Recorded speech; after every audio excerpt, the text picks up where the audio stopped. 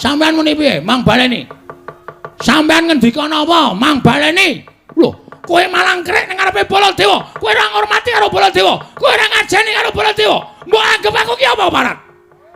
Sik, Mas. Ngene ya, wong Jawa ki ana tetembungan, nek kowe kepengin diajeni ngajenono. Nek kowe kepengin dibasani basanono, nek kowe kepengin ditata kramani, kowe tata krama. Ana tetembungan, nek kowe ora gelem dijiwit aja jiwit, nek ora gelem ditabok aja nabok. Sampeyan wis ora ngajeni kok. Dapurme kok tak ajeni, Bapak, Bapak. Kowe mau muni piye? Kowe mau muni piye? Tru. Iki mau muni piye, Tru? Lho. Aku iki kelingan ora, aku ora do makler mau. Ngene iki muni ngene iki. Muni piye rada jejane ya. Petro. Kowe bali yo. Omong karo bapakmu.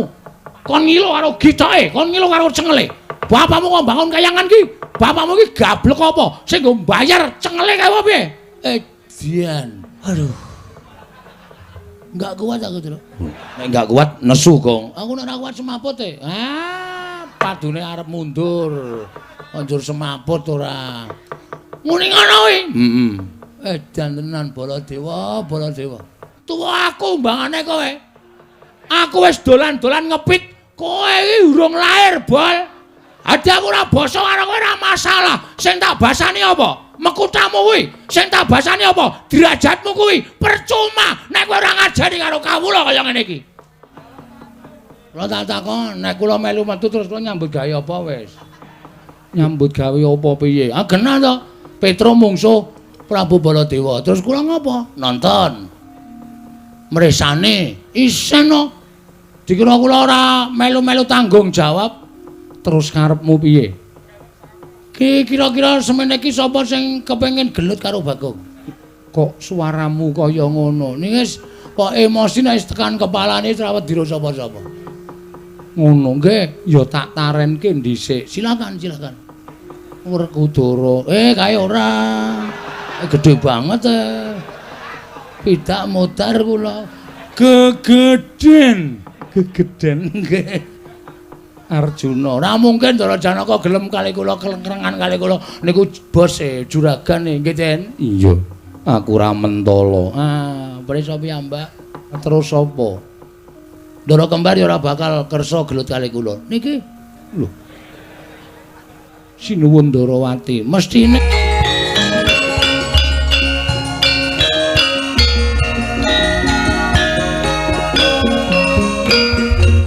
Al-Fatihah kunjuk Kiseno Nugroho. Bismillah. Petro dalem sinuwun. Eneng apa dene sowan mongko tanpa tinimbalan. Kembar munjo atursanipun Sinuwun Prabu Darma Kusuma lepat diagung pangaksami. Iya Petro ora dadi ngopo. Murugage matura. Wale-wale menapa Sinuwun? Sowan kula menika mboten saking pinkajengan kula piyambak, namung dapur kula menika dipun utus dening Bapak Semar. Bapakmu utusan nglawan sira. Lho nggih. Ya gene utusan apa?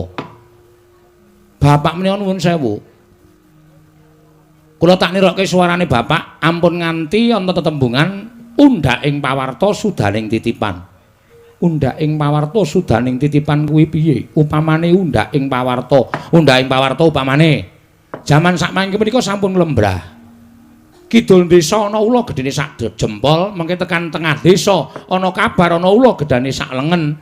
Mengke tekan lor desa wis ana kabar ana ula gedene sak glugu. Kabar kalian kasunyatan menika mboten sami utawi jaman sakmangke dipun sebat hok. Kirik dengkulmu kuwi. Hok iki kabar ora nyata, kabar ora nyata. Sudaning titipan menika malah sampun dados adat budayanipun kula lan panjenengan. Tegese piye? Saka dhuwur grojok-grojok tekan ngisor tetes. Menika sampun kelampah wonten pundi papan. Ning saksa saged dipun icali. Iya. Mula napa sing dikendikake Bapak ajeng kula aturke kanthi waloka terwaca mboten ajeng kula tambahi, mboten ajeng kula suda. Bapakmu kena ngapa, Petro? Bapak menika sampun wonten setunggal candra menika kaya wong lara ning ora lara, kaya wong masuk angin ning jane waras. Longok-longok wonten ngajeng griya, tenguk-tenguk ora mobah, ora musik, mboten siram, mboten nendra utawi sare, ming tetenguk wonten ngajeng griya. Pendak-pendak dicaosi daharan boten didahar, dicaosi unjukan boten diunjuk. Mung tenger-tenger kaya wong nuwun sewu, kaya wong arep lali pikiran nika. Kaya wong ajong stres. Hakanan sing kaya ngoten niku ndadekake kuwatiring Petruk Gareng kali Bagong. Tumuli kula ngejak kakang kula Gareng yo reng yo bapak disowani yo gong yo. Wong telu sarujuk sowan kersanipun bapak terus nyuwun prisa kalian bapak, Pak, eneng apa? Bapak kok sedih iki jane mikir apa? Menggalih apa? Nek bapak kuwi duwe pepinginan ngendika karo anak-anak. Merga wong urip ki cakra manggilingan, Pak. Nek bocah-bocah biyen isih cilik tok dulang, tok gula wentah, tok ajari omong, tok tetas kaya iso mlaku lan mlayu. Lah saiki bapak ki wis sepuh dadi tanggungane anak. Nek anak wis do mentas kabeh. Mula nek bapak duwe pepinginan kuwi, bapak paringa dawuh pengen apa, kersane piye, mengko anak-anak sing budidaya nyukupi apa sing dikeparengake dening bapak. Bener Petuk, nggih. Ha, bibar menika, bapak menika terus klekel-klekel unjal ambegan jupuk rokok. Terus bareng niku paring pangandikan kalih Petruk. Ngene ya, Le. Jane aku meneng wae iki aku ora mikir kowe, jane aku meneng wae iki aku ora mikir kulawarga. Aku ora meneng wae iki aku ora mikir apa-apa. Ning aku mikir marang kahananku. Lho kahanan bapak sing pripun? Aku ki mbiyen nek gelem dadi dewa wis dadi dewa. Ning gandeng aku ki gandrung marang karukunan, gandrung marang katentreman, gandrung marang kamanunggalan mula aku trima dadi pamong. Momong para satri ngatetken ati suci pepayung budi rahayu. Wiwit saka Sang Marteng jagat Prabu Rama Wijaya tak mong wis paripurna. Terus aku momong ya kuwi mbah-mbahne para Pandhawa. Nganti tekan para Pandhawa iki sing paling suwe tak mong, sing paling suwe nampa pangudangku kuwi para Pandhawa. Wiwit kuncung nganti gelung, wiwit jabang nganti claprang. Kula nuwun sewu. Pandhawa ki satra ing tekan ati suci pepayung budi rahayu. Nganti Pandhawa entuk negara Ngamarta, aku melu mukti ngawibawa melu dandan negara Ngamarta. Ngamarta kuwi mbiyen negara ingkang adil, makmur, warata, tias bagya mulya, manunggal tetunggalan. Kerukunane kebak ana ing negara Ngamarta wekasan disebut negara ingkang gemah ripah loh jinawi, karta, tata, tur raharja. Iya Petruk, nggih. Ning jaman saniki kok wis beda. Semar niku susah, aku susah, Truk.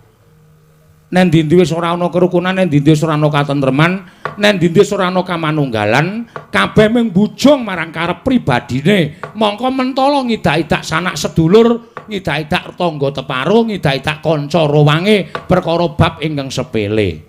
Malah kepara akeh-akeh ming perkara dhuwit ewon wae nganti mentala ngilangke nyawane sanak kadang sedulur. Lah kaya ngono kuwi ndadekake prihatin atiku. Mula Ngamarta ora tentrem, nek ndi regejegan, nek ndi padha bentak sirah, nek ndi padha tukar padu merga perkara bab ingkang sepele. Kahanan Ngamarta ning kaya ngene iki nek tak nengke wae ora nganti sak siring bawang, sak umuring jagung, sak uruping damar, Ngamarta ki bakal rubuh, remuk bubuk dadi rempon. Nek Ngamarta rusak, sing dicucuh sapa? Semar. Sing dilumputke sapa? Semar. Mula iki dadi tanggung jawabku.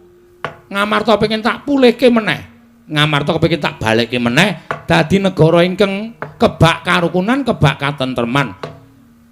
Kawulane padha urip matsinamatan daya dinayan tunggal cipta rasa karsa lan karyane. Ora nyawang bedaning panembah, ora nyawang bedaning kulit, ora nyawang bedaning tata basa, ning kabeh tetep manunggal tetunggalan sayuk rukun ngangkat negara Ngamarta. Niku karepe bapak. Mula aku pengen bangun kayangan. Lah bareng bapak ngendika kaya ngoten niku lho kaget. Bapak ki wong sekeng. Bapak ki wong ra duwe kok arep bangun kayangan ki mengko gek-gek njaluk bantuane anak-anak. Monggo uripe anak-anak ya ora urung pernah kok jaluki bantuan bapak ki mak rekoso to malahan. Ning sadurunge kula matur bapak wis ngendika kaya aja kaget. Aku bangun kayangan ki ora kok papan sing magrong-magrong. Dumadi saka jamrut hergeni mutiara mas kencana ora. Ning aku bangun kayangan iki pengen bangun papan sing uripe para menung titah mau embane kaya eneng kayangan. Kayangan iki kebak ing karukunan, kayangan iki kebak ing kamanunggalan, kayangan iki kebak tresna asih marang sak pepadane, kayangan iki ora ana rasa diya dineya, ora ana rasa memungsuhan, anane mung tetunggalan nyawiji. Tunggal tekad, tunggal sedya lan tunggal karsa. Menika gesang wonten ing kayangan. Lah aku pengen mujudake negara Ngamarta iki kawulane uripe kaya ngono kuwi, embane ana ing kayangan. Kula terus mathuk Gareng ya cocok, Bagong ya gathuk. Lah terus pripun, Pak? Nek pancen pun niat kaya ngoten, syarate pripun, sranane pripun? Kowe tak kongkon. Aturana Pandhawa lenggah ning negara Ngamarta anu Karang Kadempel.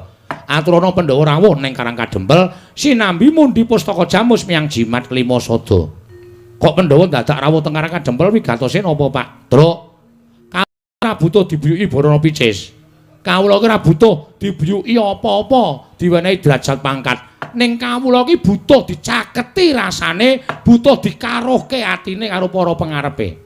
Nek Pandhawa ki tansah cedhak karo para kawulane, ora mapan ana ing kutha Goro Karang Pradesan, nadyan ana ing Paredèn, ana ing pagunungan, dicedhaki rasane, ditanting atine. Karepmu piye? Sirmu ngopo? Ayo to. Tak tampa apa gampang gresahmu para kawula niku kawula bakal percaya karo pengarepe.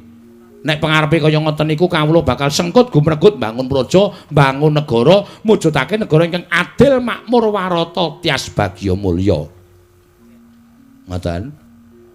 Mila sowan kula sinipun Prabu Darma Kusuma menika ujuping manah kula namung ngestu padha dawuhing Bapak Semar keparenga sinuwun Prabu sak kadang kadehan kula dherekaken rawuh wonten ing Karang Kadempel sinambi mundi pustaka Jamus Lima Sada ngrancakaken wewangunanipun Kyai Semar Badranaya anggenipun kepengin bangun kayangan wonten negari Ngamarta mriku supados mujudaken kawula ingkang adil, makmur, warata, tias bagya mulya, ayom tentrem, mboten wonten menapa-menapa.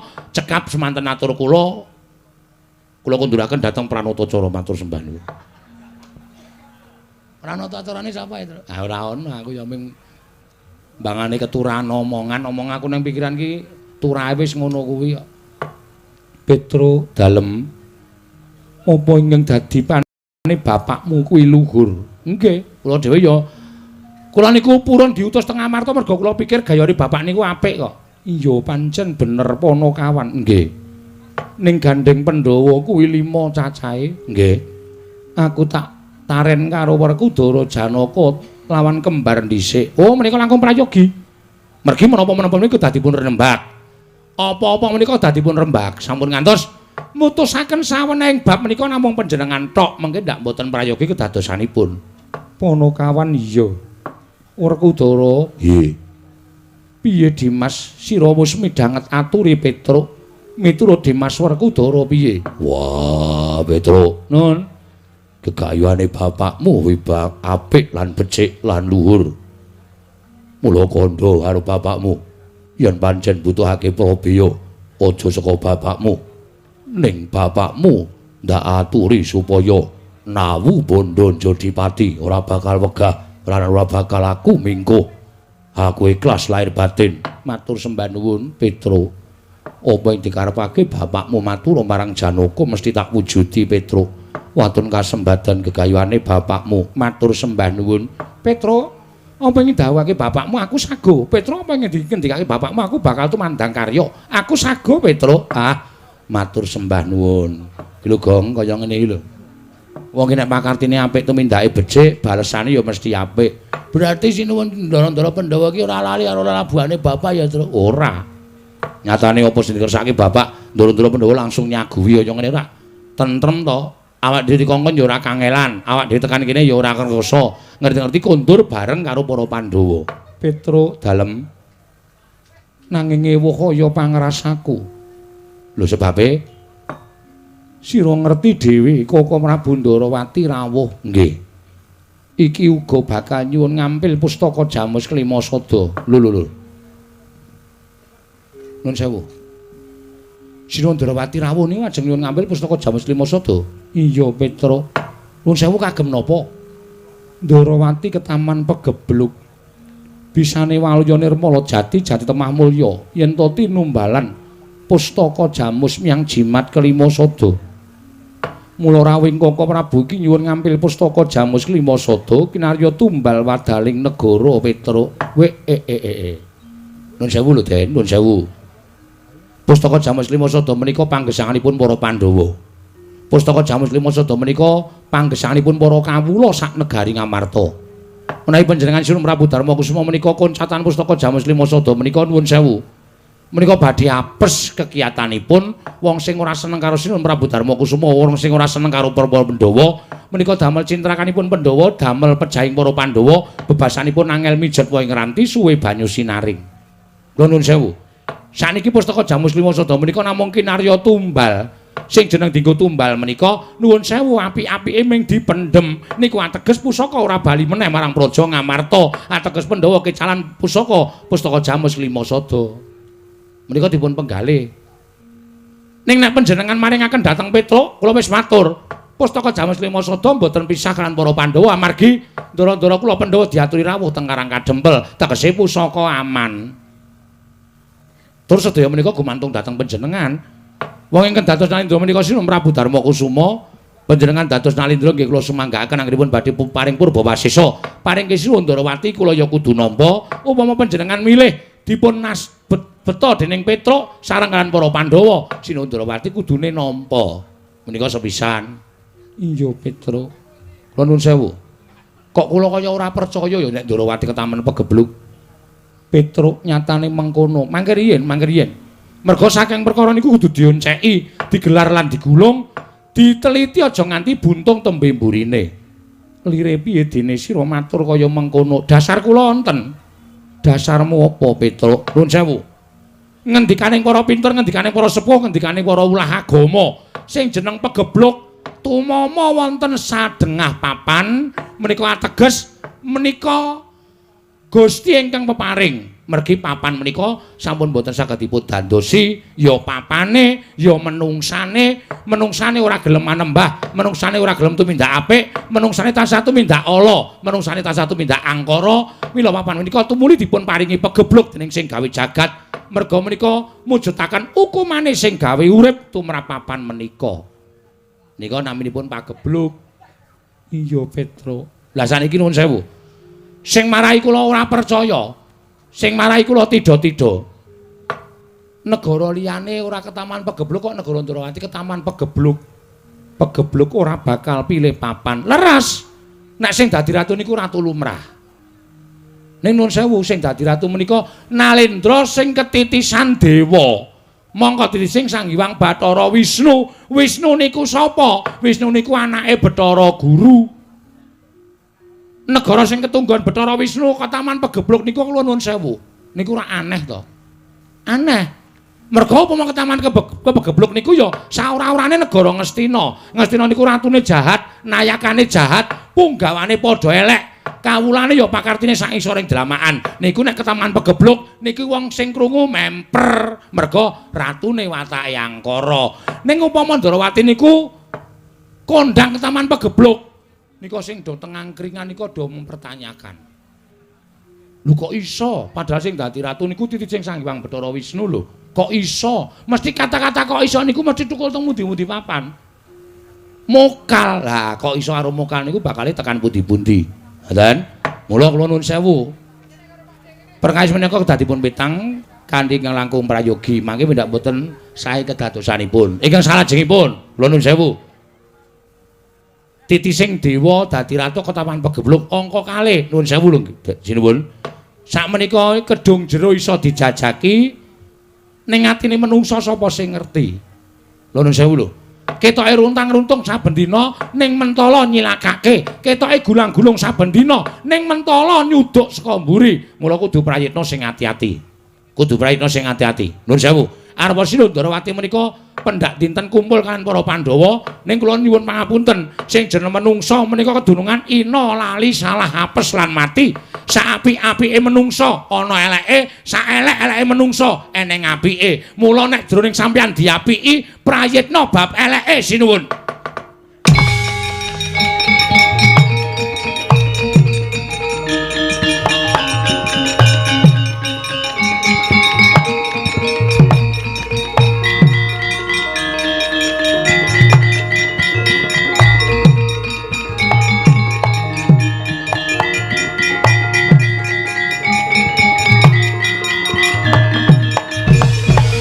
Manus maning jajalan sekurtane bawana iblis lanat. Petro. Petro kandung bolong. Wonten dawuh sinuwun. Kowe mau muni piye? Kowe mau muni piye? Ing ngatasé kowe menungso, ing ngatasé kowe iki kawula, ing ngatasé kowe iki batur. Lah kok drangap-drangap ucapan kersane Kyai Prabu Darmakusuma. Malah aku ngerti cetha nggonmu matur marang Kyai Prabu Darmakusuma kowe ngias karo Ratu Ndrawati. Kowe ngias karo Kyai Prabu Ndrawati. Gong, ana sing nesu e. Ha piye wani ra kowe? Ayo iki ratu aku ming kawula. Ora masalah derajat lo pangkat, Tru. Ming gumantung wani apa ora nek cara aku ngono. Kowe kok mikir masalah derajat pangkat to? Derajat pangkat ki ming sandangan to. Kowe karo Sinuwun Baladewa ki di mata Tuhan itu sama. Ora ana bedane ngono. Dadi nek kowe wani, dasarmu bener, ora masalah. Ora kualat ya. Kualat ki panganan apa? Wong jeneng kono dadak kualat. Nek ana kualate sanggane. Rasa wedi, ayo waneni ya. Ya, mau wis ngunek-unekke aku wis sore mau. Aku dunekke wong ora tata krama, dunekke wong ora ngerti unggah-ungguh. Ya, kene diwangsuli. Ya. Nek nesu tenan tandangane. Waduh. Wani apa kowe? Mbok menawa. Mbok menawa dengkulmu, mbok menawa ora. Aku gak angger kowe wani, aku wani, angger kowe wani, aku ora wani, aku melu-melu kok wonge. Oh iya. Guys, langsung lho. Ya. Nun sewu sinuwun. Panjenengan kok duka-duka kali kula. Mesine aku nesu karo kowe. Kowe ora ngerti tata krama, kowe ora ngerti unggah-ungguh, kowe ora ngilo karo derajatmu, kowe mengkere gedibal. Kowe suwane negara Kamarta. Kowe butuh pustaka jamu jimat ki poso ora sang elek-elek karo Kyai Prabu Ndrawati. Padha-padha mbutuhke sing diwenang Kyai Prabu Darmakusuma. Arep dipanengke Sinuwun Prabu Ndrawati ya apik, dipanengke kowe ya apik. Lah nggih, niku adile teng riku niku. Terus kula tak takon, sampean kok muring-muring niku sampean muring-muring perkara apa? Hah? Muring-muring perkara apa? Muring-muring perkara apa, Bol? Lho. Bol sapa? Baladewa kowe. Hah? Wangsulan kowe. Wong muring-muring ki kena, nesu ora masalah. Ning ana masalahe. Ora waton ngegas. Ha kene iku lino getaki wong emang digetaki ya, Tru. Ora wedi. Kula tak takon sampean muring-muring perkara apa? Aku tak takon karo kowe. Kyai Prabu Ndrawati ki sapa? Lho. Kyai Prabu Sinuwun Prabu Ndrawati ya Sinuwun Prabu Kresna. Lah iya kuwi apa? Lho, titah wong. Kersane pripun? Goblok. Karo aku iki apaku? Lah iki Gong, kuwi sontekke wae kuwi ketok arep edan kuwi, Tru. Kok arep edan kuwi? Karo adine dhewe kok dadak takon karo wong liya. Wis nek ora eling ora kelakon to. Ya digoneng das maskers. Das maskers ki apa? Kuwi lho sing nggo mriksa kuwi lho puskesmas, pusmeyong. Niki rayi panjenengan. Lah kene ngerti, lah nggih ngertos. Lah kok wani ngomongane Kyai Prabu Ndrawati? Lah kula ngomong-ngomong teng pundi? Kowe ngunekke Kyai Prabu Ndrawati ki panjalmane mungsuh. Omongan kaya ngeten niku ukarane teng pundi kula tak takon. Ora ana ukarane kula ngarani Sinuwun Prabu Ndrawati menika panjalmane mungsuh. Kowe matur. Nggih. Iya nek iki Kyai Prabu Ndrawati tenan. Nek panjalmane mungsuh kedung jero iso dijajaki. Atine menungso sapa sing ngerti? Kuwi tegese kowe ngunekke yen Kyai Prabu Ndrawati ki panjalmane mungsuh ning mbok ubeng-ubengke ukaramu. Ya apa ora? Aku tanggap, aku ngerti. Nuwun sewu. Kula mboten niat kaya ngoten niku. Ning kula mengelekke Sinuwun Prabu Darmakusuma kudu eling, kudu awas.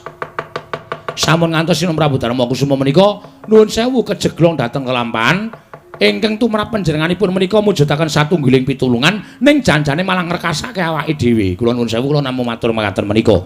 Lah tegese kaya ngono kuwi cubriya Kyai Prabu Ndrawati. Perkara cubriya menika hak kula. Wong menungsa niku diwenangake nyubriyani karo sapa-sapa kok. Hak kula. Ngoten. Kula cubriya karo sampean mboten napa-napa. Kula cubriya kali niki mboten napa-napa. Sampean cubriya kali kula ora apa-apa. Niku hak sampean. Aja dibondo kamardikan ati kula. Ngoten lho. Kaya ngono kok njur ra entuk. Dume sampeyan ratu kok kula kawula ora entuk cubriya karo ratu. Entuk mawon. Sing ora entuke sapa? Mikir kowe. Ora watoni somong kowe. Ya, Tru. Kakangku insinyur ya, Tru. Ora no. Ora apa? Ora. Aku nek sekolah kae ngopo? Neng pasar.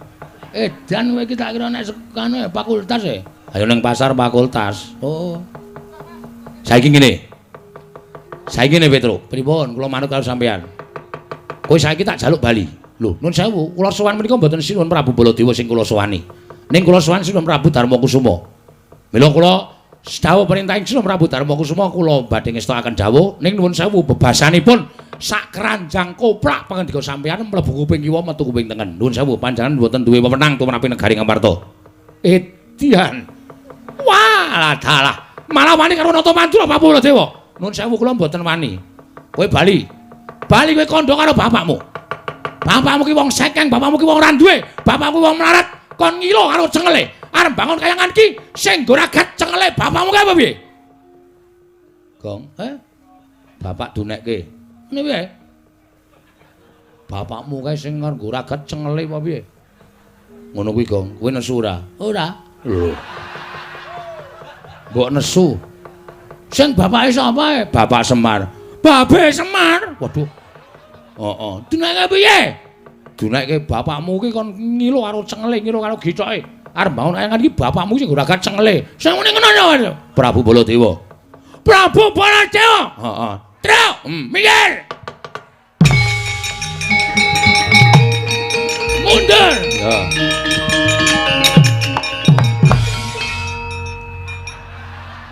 Kowe ki piye to? Hah? Kowe ki ngopo nglakon aku mundur? Ngapa? Aku kok tengok kene iki apa? Aku ya mundur.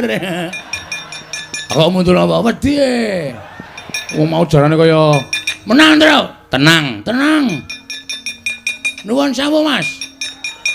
Sampeyan omongane kok atos ya. Lho. Bagong iki. Ngopo dadak diganti kowe? Lho, Petro kesel. Aku sing kudu ganti karo sampeyan. Sampeyan muni piye? Mang baleni. Sampeyan ngendika napa? Mang baleni. Lho, kowe malang krek ning ngarepe Baladewa. Kowe ora ngormati karo Baladewa. Kowe ora ngajeni karo Baladewa. Mbok anggap aku ki apa parat? Sik, Mas. Ngene ya, wong Jawa ki ana tetembungan, nek kowe kepengin diajeni ngajenono. Nek kowe kepengin dibasani basanono, nek kowe kepengin ditata kramani, kowe tata krama. Ana tetembungan, nek kowe ora gelem dijiwit aja jiwit, nek ora gelem ditabok aja nabok. Sampeyan wis ora ngajeni kok. Dapurme kok tak ajeni, Bapak, Bapak. Kowe mau muni piye? Kowe mau muni piye, Tru? Iki mau muni piye, Tru? Lho. Aku iki kelingan ora, aku ora do makler mau. Ngene iki muni ngene iki. Muni piye rada cecakne ya. Petro. Kowe bali yo. Omong karo bapakmu. Kon ngilo karo gicoke, kon ngilo karo cengele. Bapakmu kok bangun kayangan ki. Bapakmu ki gablek apa? Sing nggo mbayar cengele kae apa piye? Edian. Aduh. Enggak kuat aku, Tru. Nek enggak kuat nesu, Gong. Aku nek ora kuat semaput e. Padune arep mundur. Anjur semaput ora. Muni ngono kuwi. Edan tenan Baladewa, Baladewa. Aku tak takon karo kowe. Ora basa barang. Tuwa aku mbangane kowe. Aku wis dolan-dolan ngepit, kowe iki urung lair, Bol. Ade aku ora basa karo kowe ora masalah. Sing tak basani apa? Mekutamu kuwi. Sing tak basani apa? Derajatmu kuwi. Percuma nek kowe ora ngajari karo kawula kaya ngene iki. Ngapain do keplok ngapain, Tru?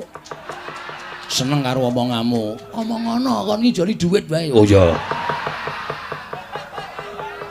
Ngijoli dhuwit wae ora. Keploki nek ora ana apa-apane percuma. Sadar ora kowe? Hah? Walah, Baladewa, Baladewa. Barang saiki kowe nganggo mekutha, kowe nganggo bintang nang pundak, kowe nganggo derajat pangkat blas. Kowe ora ngajeni wong-wong sing kaya aku ngene iki. Kowe ora kelingan. Uripmu mbiyen endi?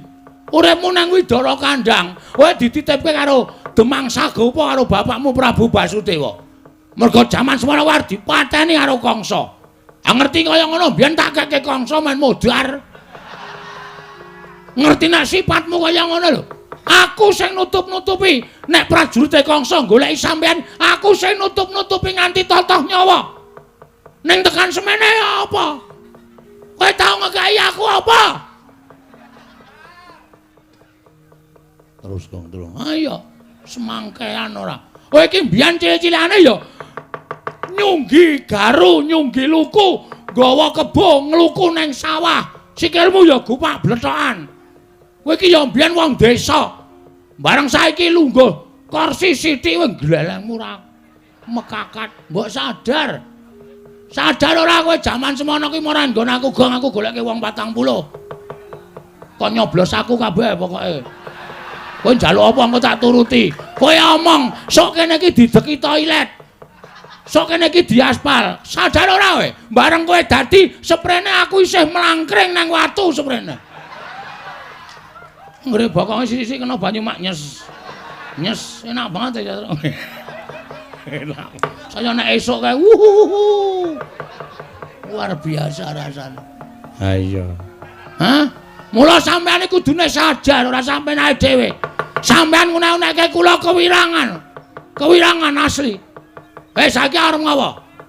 Taunana Windanana. Bagong ora bakal mundur yen to dikon bali. Barek apa jenenge kuwi? Dar kowe ora. Tru, nah aku rada kami sosolan gedhek cengele, Tru. Oh iya.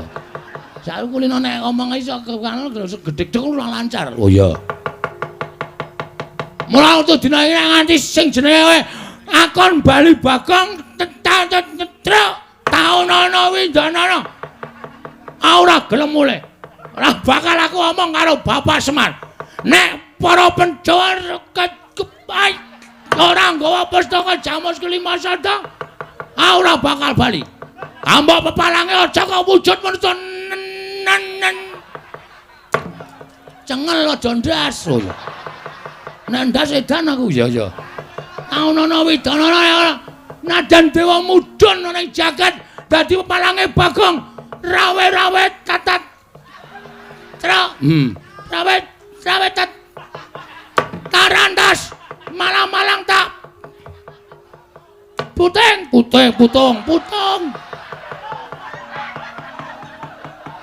tetep bakal lakoni. Lho, kowe nantang karo Baladewa apa kira-kira wani karo Baladewa? Oke, perkara wani dan ora iki Tru. Wani karo ora ki kowe. Oh, aku kok piye kuwi? Aku wis anu wis guluku wis lara ya, Tru. Anggo bengok-bengok ngerti kowe. Lho ta. Ora dirokoki ra ilang iki. Oh. Njaluk ora. Kari loro nggo nek mulih. Oh iya. Wah, ngirit banget iki. Nun sewu. Kula sing dadi wakile. Blas iki jajane iki rembukan apa to iki? Iki rembukan kok genti-genten iki piye karepe? Lah karena mungsuhe wong loro kok, Mas. Dadi aku kudu genti-genten. Ngene, pripun? Tak gawe sayembara napa? Sapa sing cilik gedene saka kulit ati dane Baladewa? Menang Boyong Pustaka Jamus Kelima Sada. Nun. Sapa sing cilik gedene saka kulit ati dane Baladewa?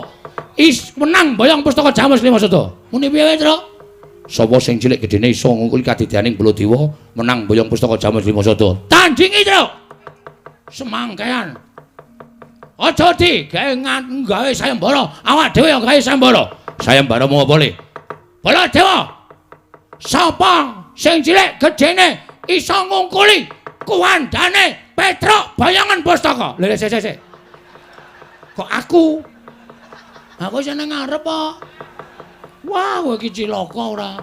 Aku ora melu apa-apa kok. Ngoten sayembarane. Yo, iso ngelake aku Bayangan Pustaka Jamus Kelima Sada.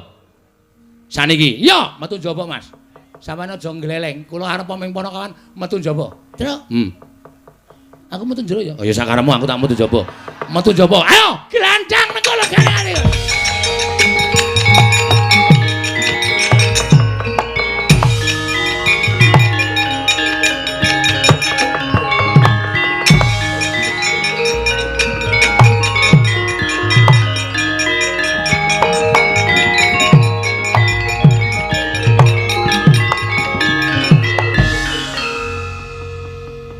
Petruk wis metu karo Koko Prabu Mandura lah kok Bagong malah mbegogok neng kene.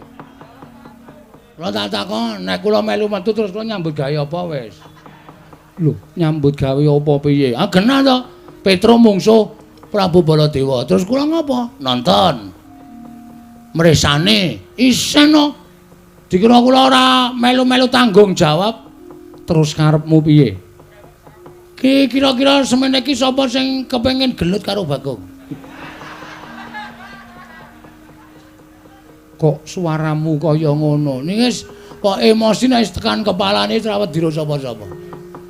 Ngono nggih, ya tak tarenke dhisik. Silakan. Werkudara. Kae ora. Kae gedhe banget Pidak modar kula. Gegeden nggih. Arjuna. Ora mungkin Ndara Janaka gelem kali kula kelengkrengan kali kula niku bos juragan nggih Den. Iya. Aku ora mentala. Prisa piyambak. Lah terus sapa? Ndara Kembar ya ora bakal kersa gelut kali kula. Niki lho. Sinuwun Ndarawati. Mestine Petruk kakang kula, Baladewa kakangne Kresna. Lho, kakang mungsuh kakang, adi mungsuh adi. Wah, geger rame. Wani tenan. Wani cah kendel. Koko Prabu, wonten dawuh dipun tantang Bagong.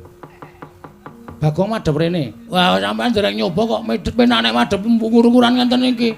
Omong-omongan niku. Ora weruh raine, anane waton sero-sero. Kowe nantang aku apa piye? Ana sampean selo? Lho. Wong perang kok selo karo ora ki piye? Ambangane ora ana kegiatan. Nek pancen wani tenan ming ngurene, oke. Wis nek ra tegeli ngene wis ben sisar geger. Petruk ya mudar saka tangane Sinuwun Prabu Baladewa, aku mati saka tanganing Prabu Kresna. Dimakamke ning Taman Makam Pahlawan. Ora gleleng. Kai gendera putih. Sirna Margolayu. Ayo nen dipampani wong neter kadidane pancen kuwi arep nantang karo Sinuwun Ndarawati. Temune papane wong neter kadidayan. Wani tenan karo aku sing tak wedeni apamu. Lakon tiban senjata cakra ora mati aja Duntanata Ndarawati. Kowe iki janjine ora nganggo pusaka, Mas. Iki janjine men gelut biasa. Ora nganggo pusaka, nganggo pusaka kula emoh, kula wegah. Menang sampean. Lah aku senenge nek gelut nganggo pusaka kok. Wah, surat. Jireng getih wedi mati. Wis rasa gelut. Lho. Urung sida kok wis dibatalke meneh. Aku wonge gampang batalan kok aku. Anggere kira-kira sawang saka adono. Oh, mama ora sida. Iya. Lah terus karepe piye, Bagong? Nggih pun ngoten mawon kula tak nyuwun pamit nggih Sinuwun. Iya sing ati-ati. Ning panjenengan perlu menggalih. Antaraning Semar karo Sinuwun Ndarawati abot pundi? Pun ngoten mawon. Mang pikir mang penggalih lelabuhane Bapak, mang penggalih napa sing pun ditindakake Bapak. Kali mang penggalih lelabuhane Sinuwun Ndarawati. Suwe sapa? Lho. Nggih? Iya, Bagong, matur sembah nuwun. Pareng. Iya. Sing ati-ati aja kaya bocah cilik. Menawi ya Sinuwun kula nyuwun pamit, sing ati-ati aja kaya bocah cilik. Ndara Werkudara kula nyuwun pamit. Yo sing ati-ati. Aja kaya bocah cilik. Ndara Janaka kula nyuwun pamit. Iya Bagong sing ati-ati. Ndara Sedewa kula nyuwun pamit. Iya Bagong sing ati-ati Bagong. Sampun Sinuwun mangke ndamel kedelarung-delarung mboten prayogi kedadosanipun, pareng kula nyuwun pamit madal pasilan. Iya Bagong, pareng. Iya. Nek ora nganti kaya ngoten niku wis Petruk niku bola-bali wis nek ndi papan anggere ana daya padha daya barengi Petruk mesti geger. Dewi ngenane teng pundi? Ngastina ya ngono. Ning Ngastina nggih. Jaman kapan? Jaman takon Ndara Garukaca niku lunga-lungane teng pundi? Wah, tantang-tantangan karo Durna kula ya semelang. Ning untung ya iso dicandhet arang cah nika wis waton iso waton ming gegaran kendel cok. Iya. Pun nggih? Iya, Bagong sing ati-ati. Pun Den? Iya, sing ati-ati. Lho, pamit nggih, Bos. Iya, sing ati-ati. Bareng Den, iya sing ati-ati, Bagong, iya sing ati-ati. Aku balise ya 6. Nggih. Nomormu dhisik mbiyen to? Tasih. Tak hubungi kok ora tau iso. WA aku ora nyemplung WA-mu. Nggih. Pun ngoten mawon kula tak medal jawi. Iya sing ati-ati Bagong. Jan aku gumon tenan. Mau ya wis tak jawel mau nika. Aja wani karo Sinuwun Mandura. Ning ngeyel Petruk ki anggere emosi niku angel dikendhaleni. Kula-kula ning nganti sok judeg nek dikongkon bapak karo Petruk jane kula emoh. Ning gandeng bawane Tresna karo Petruk. Nggih to? Iya. Pun nggih, Sen. Iya sing ati. Bareng iya sing ati. Kula nyuwun pamit nggih. Iya sing ati-ati. Kula nyuwun pamit lho. Iya sing ati-ati. Iya sing ati-ati, Pak. Iya bagus sing ati-ati. Nggih, Pak sing ati-ati. Wah, wis ngono wae ah. Ndak selak kesuwen iki. Wis jam yamene ora gek rampung-rampule jejer. Lho nika. Petro malah pun gawa glugu nika. Napa mboten nyemelangi? Endi Bagong nika? Wah niki nek mboten ndang kula cegat. Sinuwun mandura iso digebuki nganggo glugu ale Petro. Sing ati-ati. Parang nyuwun pamit sinu. Iya Bagong sing ati-ati. Pun nggih, Den. Iya. Pun nggih. Yo sing ati-ati. Ndara nyuwun pamit. Yo sing ati-ati. Ndara kula nyuwun pamit. Ya sing ati-ati, Bang. Wah, nyuwun pamit nyuwun tambah pangestu. Oh senes kok, Den. Wong ngunggahke usuk. Mulai dan nggih, pun nggih. Iya. Pun ya, mbuh, ya. Ya etoke dipamiti ora lahir batin to. Kowe pamit kok bola-bali. Amit bola-bali. Kok ora tanggap to iki? Semelangku. Kula niku le semelang kuwatir nek kula mungkur dirasani. Sing ngrasani sapa? Sampean niku. Le ngrasani piye? Aduh, Bagong mau kok urung tak kei dit. Enggak ya. Ada. Ayo. Areng guyu, ayo. Aku ngguyu ki merga roh polahmu. Wong kok iso wae ming arep njaluk duit kok trobos kono trobos kene. Carane dhewe-dhewe. Sing arep ngrasani iki ya sapa? Wong ora ana wong ngrasani kok. Ora gara lho. Ora. Oh ya wis. Pun sekecake ora ndek perasaan. Ora ngrasani blas wis ora ndek perasaan. Menengo wae ku anggere bali dene tak dupake. Bocah kandhanane ngeyel batur kok wangkali ra jamak-jamak. Yayi, kula wonten dawuh. Sapengeripun Bagong kliwang ana kula madal paselan kepareng paduka badhe menapa. Kula mboten ikhlas menawi ponakan Petruk mangke dipun pulasara dening Koko Prabu Mandura. Mila kepareng kula badhe nyandhetan keparengipun Koko Prabu Mandura, Koko Prabu sembah kula ingkang ngumiring jeng karo paduka Kanjeng Koko Prabu Ndara. Rumangsa ewuhaya penggalihing pun Kakang kepiye Dimas loro-lorone padha abote. Aku percaya marang kabijaksananing barep kakangku. Bakal mbok paringake kresna kuya prayoga. Ayo Pandhawa bareng sowan ning Karang Kadempel kuya apik. Kabeh mung gumantung marang barep. Jer sampeyan minangka dadi pengayomaning para Pandhawa lan kawula sak negara ngamarta. Arjuna Darbiatur apa? Mboten nami arep barep bapisang. Namung menapa dipun ngendikaken Kakang Mas menika kepara saestu. Werkudara, Nggih. nanging saora-orane bola-bali Dimas wis bisa paring pepadang tumrap penggalihing pun Kakang. Gandeng iki wanci bedhug. Munggah papan panembah nyembah marang sing gawe urip ana ing wanci bedhug. Sawise kuwi aja medhun saka sanggar pelanggatan nanging ngagungna asmaning Gusti. Nyebuta asmane sing gawe kuwasa sarta sing gawe jagat marambah makaping-kaping. Aku percaya Gusti bakal paring kepadang marang barep kakangku. Dimas kadangipun Kakang ora nyono babar pisan. Kuwi ingkang wigati lan tumrapun Kakang ingkang paling becik. Ing mengkono bubarna kang padha sibu jeneng pun Kakang kundur ngedaton. Yo ngestake dawuh. Kaya wis ora ana dawuh maneh Dimas Harya Werkudara. Purna gatiring pananggilan. Sanutasa kundur ngedaton jeluk saking damparan kencana kinapit gambaran gading. Kadheraken sanggaring peromban cedhi manggung ketanggung Jaka Paloro ingkang sami ngambil upacaraning kewrebon. Gawe tinggal saking Mandra tindaknya Sri Naranata kaya tansah sesanti kamulyane. Ketoke kaya mengejak gojek ning kok Sinuwun Mandura kok kaya tenanan karo awake dhewe. Kowe aja nganggep nek Sinuwun Mandura ki gojek. Arepa kae pepundhen, arepa kae ki bendara, ning arang-arang ketemu karo awake dhewe. Tur kae mbelani Sinuwun Darawati ya tenanan. Mula nek Sinuwun Mandura wis sumbar nganake sayembara, wis saguh ngleboni sayembara ya dilakoni, Truk. Nek perkara leku gelut karo Sinun Prabu Mandura aku ora masalah. Terus Ning ana sing aku sajake kaya wedi nglakoni lelakon iki, Gong. kok wedi ngapa? Sinun Mandura nglumpukke anak-anak Pandhawa. Ndara Garukaca, Ndara Antarja, Ndara Antasena. Dikandhani mbok menawa ling ngendikake Kuntul dikandhake bak dandang dikandhake Kuntul. Tegese lelakon kasunyatan dikandhake ora nyata. Wekasan sing dadi punjering keluputan awake dhewe. Terus anak-anak Pandhawa do ngoyak karo awake dhewe merga wis padha diseni swara karo Sinun Mandura. Piye? Jajari nek kaya ngono kuwi. Mung awake dhewe ora Sinun Mandura ning Ndara Antarja, Ndara Garukaca, Ndara Antasena.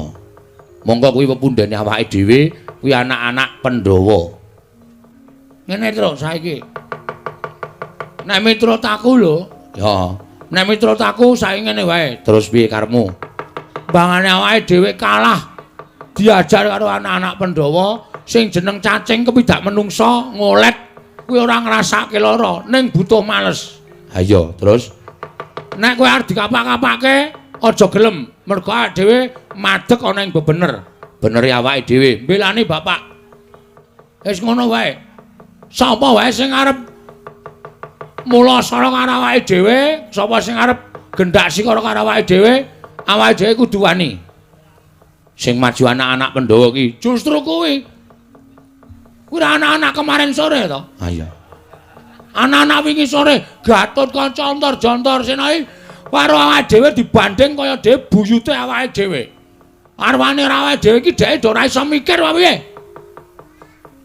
Nek kira-kira arep nyekel karo awake dhewe, Wani rasa semelang. oh iya. Apa jare? Nek nganti awake dhewe mati, Wong urip iso dinteni apa aku tak takon. Hah? Wong urip semene akeh iki mung do antri modar. Asline ngono kuwi. Tur mati urip iki gumantung karo sing gawe jagat. Mati urip ora gumantung karo Ndara Garukaca, Ndara Antarja, Ndara Antasena. Ning mati urip gumantung karo sing gawe urip. Ha ta? heeh. Isa kowe musuh Ndara Garukaca, Ndara Antarja, Ndara Sena, kowe perang karo nom-noman Ngamarta menang lho ora gleleng. Ning ketoke kok ora mungkin ya, Gong. Sing ngomong ra mungkin sapa? Wong ki anggere wani budidaya apapun itu iso terjadi. Ya wis, aku manut karo kowe. Oke. Nek do tekan kene kira-kira arep ngajar karo awake dhewe. Krubut loro. Oke, siap. Tenanan lho, Gong ki. Asli ora goro. Aku nek kene iki sik aku tak ganti. Ya. Ora ganti sing ngene iki. Wah, nganggo training tok. Iki nggo pencak ora beres. Oh iya. Wis pokoke kowe rasa semelang. Aku nek ganti kathok abang ngene iki. Asli aku mengci arep nguyuh. Lho. Tak kira nek arep perang ora. Dadepi tra aja semelang. Ya, manut karo kowe, Gong. Oke. Antasena. Ya, Truk. Bekti kula katur nggih, Den. Ya tak tampa pangestuku tampanono ya, Pitruk. Nun nggih sangat anggen kawula mundi. Ndara Antasena, Ya, Gong. bekti kula katur nggih, Den. Ya tak tampa. Kok pasuryane ora kaya adate. Sampeyan niku nek teko mesti ngedum rokok lho. Niki kok kaya ora ana piye niki? Sik, perkara aku ngedum rokok ki rak lega atiku. Nggih. Wangsulan, Truk. Ya. Ning kok saniki kaya mboten lega, jujur wae aku ora lega rasaku, Truk. Mboten lega rasane mergane aku nampa pangandikaning Prabu Mandura. Yen to kowe wani karo Prabu Mandura, iya. Oh nggih. Lah terus sebabe sampeyan rawuh mriki jalarane napa? Aku diutus karo Mandura.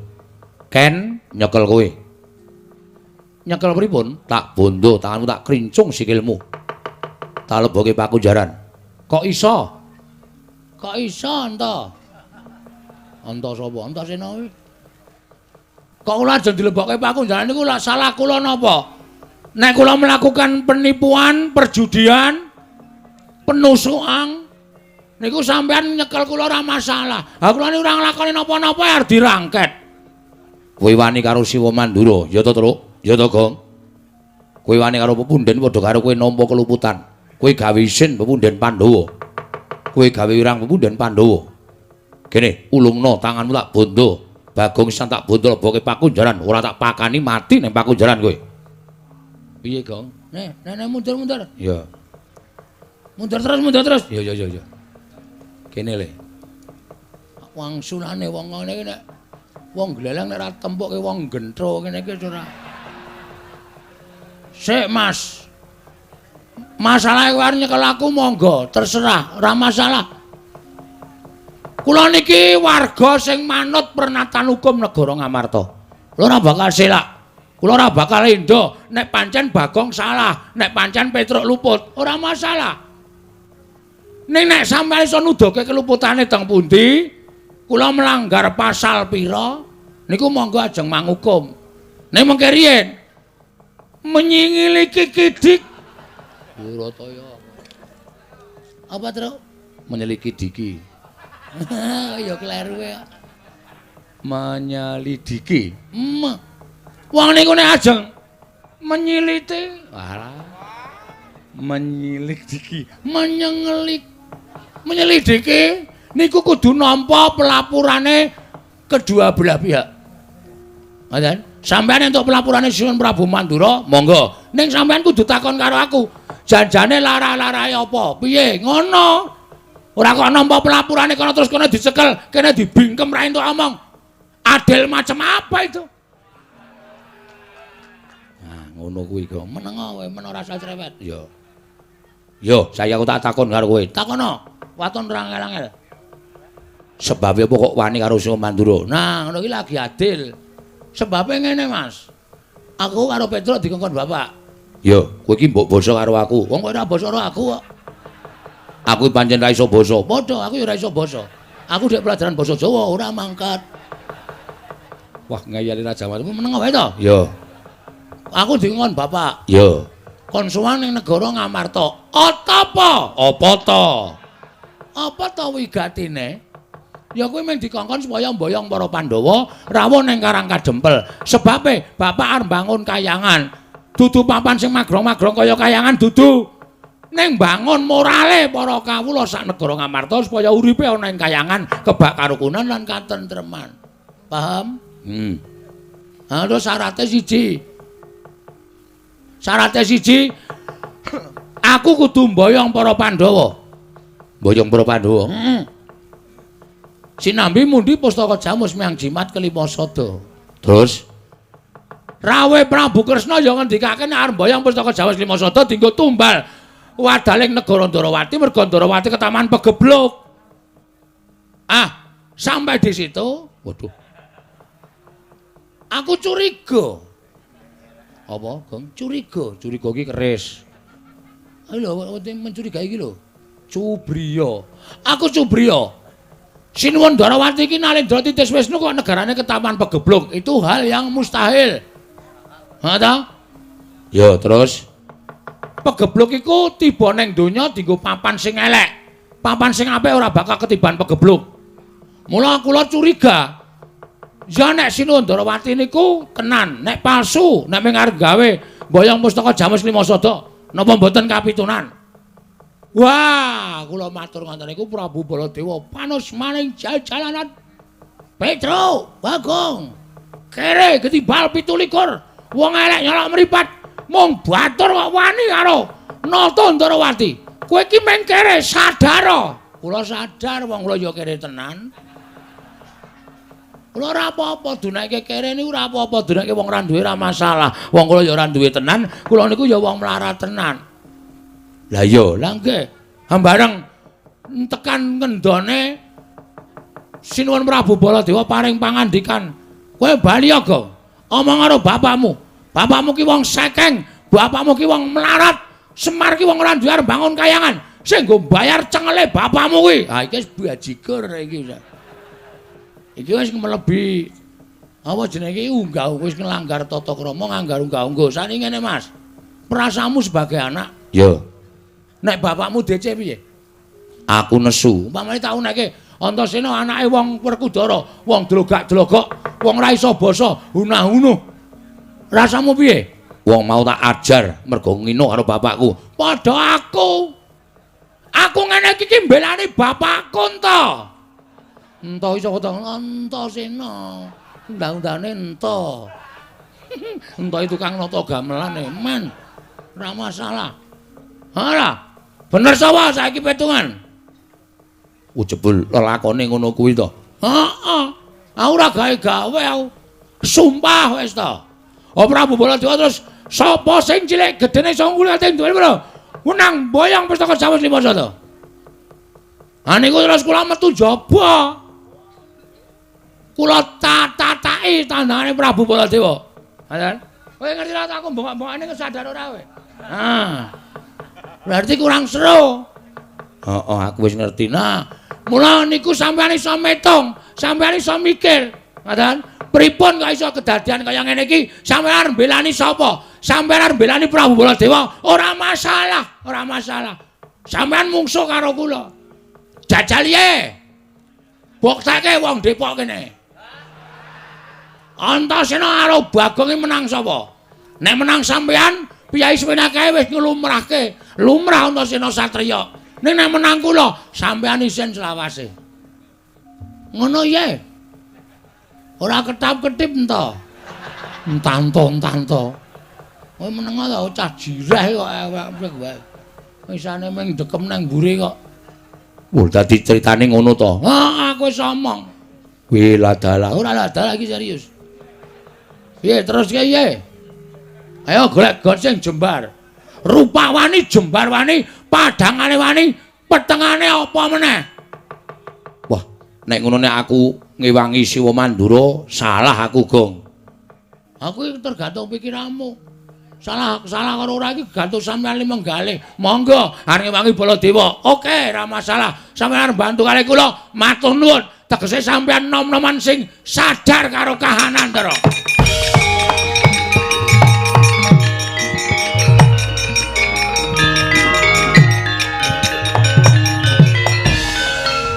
Iki maksudnya piye kok ngrangkul iki? Truk, ngati-ati lho, truk iki aku dibanting tiraka lho. Ora, Ndara Antasena wis eling kok, Gong. Eling piye maksude? Eling ngrangkul kuwi nek dheke salah. Iki ketoke sikile kok mlebu-mlebu nang ndi? Nang tengah-tengah sikilku kok banting. Kok gak dengkul nggon aku. Ngapura ya, Gong. Mboten napa-napa. Aku salah. Ampun, nggih pun. Kan sampean niku cah enom kadang kala nek entuk pelapuran terus emosi yang dipakai tapi hati enggak terpakai. Bener. Terus ngubyang-ngubyung ngalor kidul. Yo barang digenake, aduh getun aku, getun tiba mburi. Mula jenenge Cibubur. Lho. Kok tadi Cibubur ngopo? Nasi sudah menjadi bubur. Ora ono cinasi. Aneh-aneh ora. Ya wis nek ngono aku salah. Terus pripun iki? Kowe tak ewangi aja kuwatir. Nek ewangi pripun? Aku tak ngewangi karo kowe entuk ya, Gong. Entuk yakin entuk. Pripun? Yo, wah gleleng iki. Wah, jan bulan-bulan. Iki sing tekan kene ya kuwi Kakang Haruwata Kakang Antarja. Heeh, terus nek ketemu karo kowe nek kowe muni-muni kaya ngunek-unek kaku iki mau mesti kowe diajar malah. Mergo kae watake beda karo aku. Waduh. Upama diajar mbok niki mawon. Hus. Kok kakangne ora? Aku ora melu-melu kok. Nek aja kuwatir. Aku tak manjing ning awakmu. Manjing tenan iki? Iya. Nane, Tenan. serius. Wes go. Nek kowe tak njingi, kowe diantem ora ngrasaki lara, dipateni ra iso mati. Wah, gleleng iki wis rasa sedia power bank iki. Ha iya. Ora iso mati kok. Ha iya coba. Lha medan pundi? Medan iki engko. Ah, ora. Niki kok, niki ciyut ning kok iso jembar. Emoh. Jijik ora. Ah medan pundi? Kowe ngampet ambegan. Non, Ngampet ambegan. Aku metu sarana sukma, mlebu sarana sukma. Kowe nek wis tak njingi, kowe iso ambles bumi, kowe iso dikapak-kapake ora apa-apa, kowe iso mabur yen perlu. Ngono wae ya, Gong. Aku tak mancing ning awakmu. Wis petukno Kakang Galukaca, ning nek kowe ora dipiloro, aja miloro. Slamodar. Lek ngampet wis ket mau e. Yo. Ngampet ket mau ora dilebok-lebokke. Marai mangkel ora. Kene iki tata-tata e. Ya tak mlebu. Lho nyerotok le bangun kae. Kacarian putra lamun kawekasan yeka wis anggeni. Wis anggeni maya Wisnu Pratenta. Gong. Wis.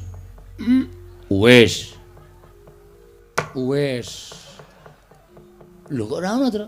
Wis mlebu kok. Aku ya gumun kok Ndrantosena kok ilang lap. Terus ming ana bayangan mlebu ning awakmu slep ngono. Sampeyan teng pundi, Den? Ning awakmu. Tenane? Iya, Lho kok sedeng ya? sedeng wae. Lentur apa ya, Tru? Ah iya. Mongko Ndrantosena iki gedhe lho. Heeh. Aku mung semene kok sedeng ya, Tru? Sedeng. Elastis kok ya. Wis aku wis ning kene. Heeh, matur nuwun nggih. Ya, Terus niki kekuatane kuwi arep ambles bumi, amblesa bumi carane ngawat ambekan. Bumi pandengen terus engko sirahmu tok jebleske bumi engko rak bablas. iki ngapusi ora iki. Nek bumi tak pandeng, sirahku tak jebleske menyonyo sampean tak ajar lho. Ora, tenan. Wis pandeng tenan karo batin. Niat ingsun ambles bumi. Niat ingsun ambles bumi. Wis tibakno. Bajigur iki piye ta iki? Ngene tak nahi jopone. Samane pripun? Dirokno. Kula kelas kali kula kulang kaling kilen kula. Keli kintir kali kacuk kula kileng-kileng. Terus dapalke terus. Ya. Kala kula Kelas kali kula kelas kali kula kulang kaling kilen kula kintir kali kacuk kula kileng-kileng. aja kula kileng-kileng. Wis. Kala Kelas kali kula kulang kaling kilen kali kintir kali kula kileng-kileng. Sing urut, nek ora urut ora iso lho. Nggih. Kala kula kintir kali Urut ya. Kelas kali sik. kala kula kelas kali kula kulang kaling kilen kula kilen kintir kali kula kileng-kileng. Coba. Bajigur. Truk bumi peteng. Ora ana listrik. Ah iya ndem. Aduh. Wah, tenan ora. Nabrak apa, Gong? Sapi teng. Untung ora bocor. Atos plempeme rondasku. Heeh. Lho, iki jaratan. Benah iki lho, iki kok marep ngetan. Metu Gong. Wah. Gus, Apa? nek Petruk ya saged. Waton Petruk apal mantrame ya iso. Kula kelas kali kula kali kilen pasan kintir kali kula kileng-kileng. Waduh. Mantra, Gong. Kala kula kintir kali. Kala kula kolak kacuk. Wah. Wis ora apal iki Tru aku karepmu. Arep tak kolake pira? Prek. Antil mencelat. Ayo pokoke maju. Ayo, pokoke iki gleneng iki. Heeh. Ndara gal kanca arep tak wedeni awar ambles bumi. Ya. Aku ya arep ambles bumi entuk mantram saka Ndrantosena. Heeh. Wah, tekan kene takoni wae, Tru. Ya, takoni le. Heeh.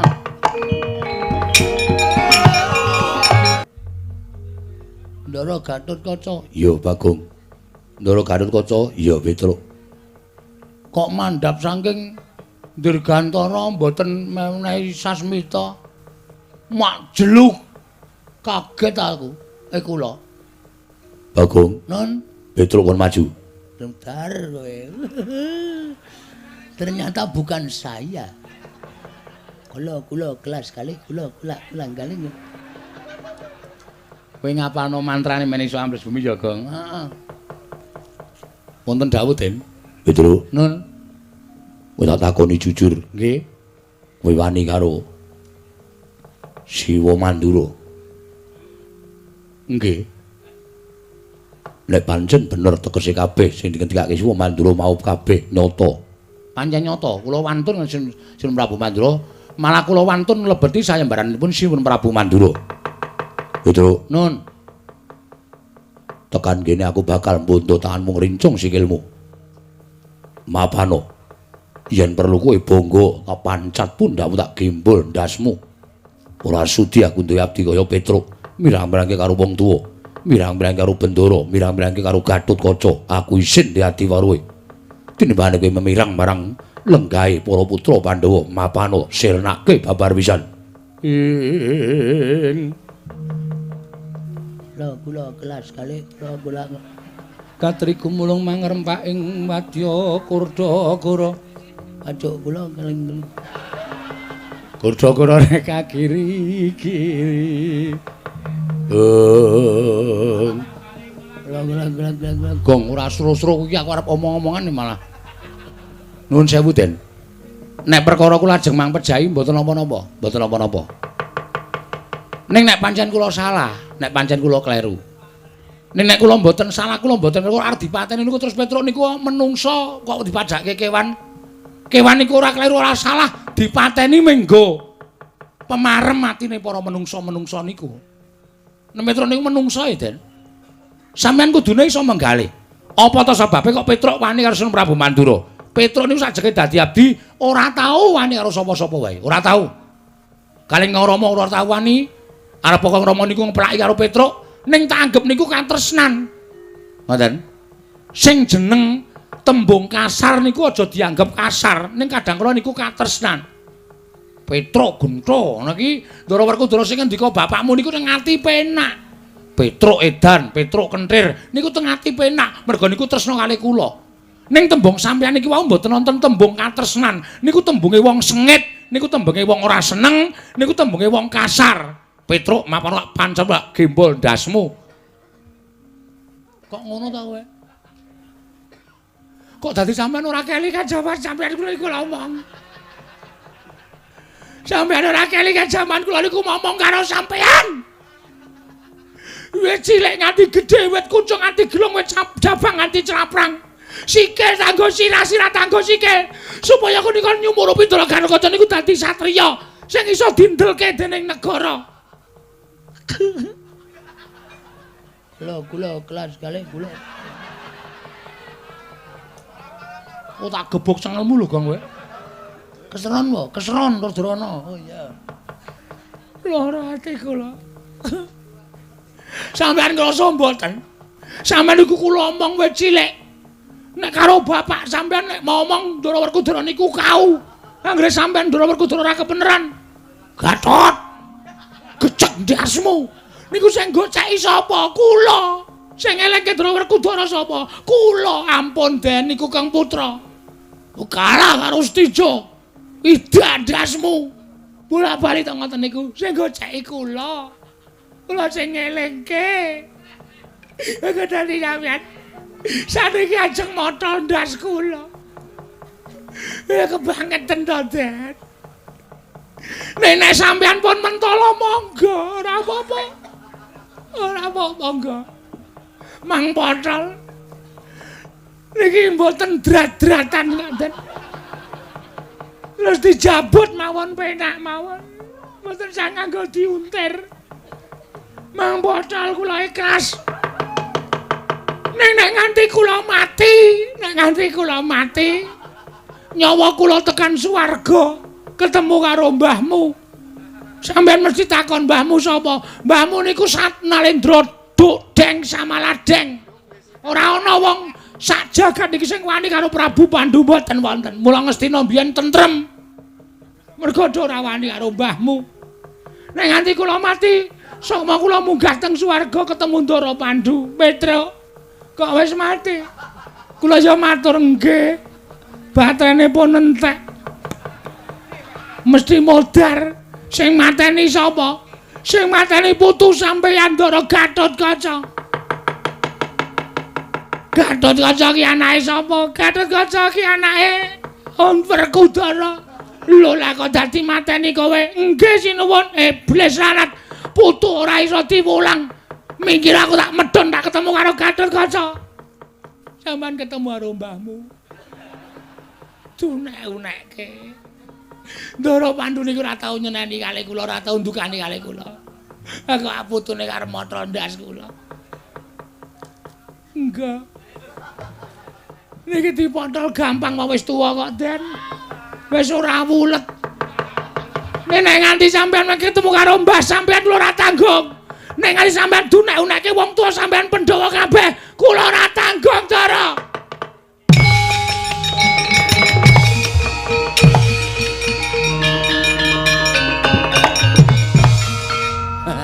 Agene mayar.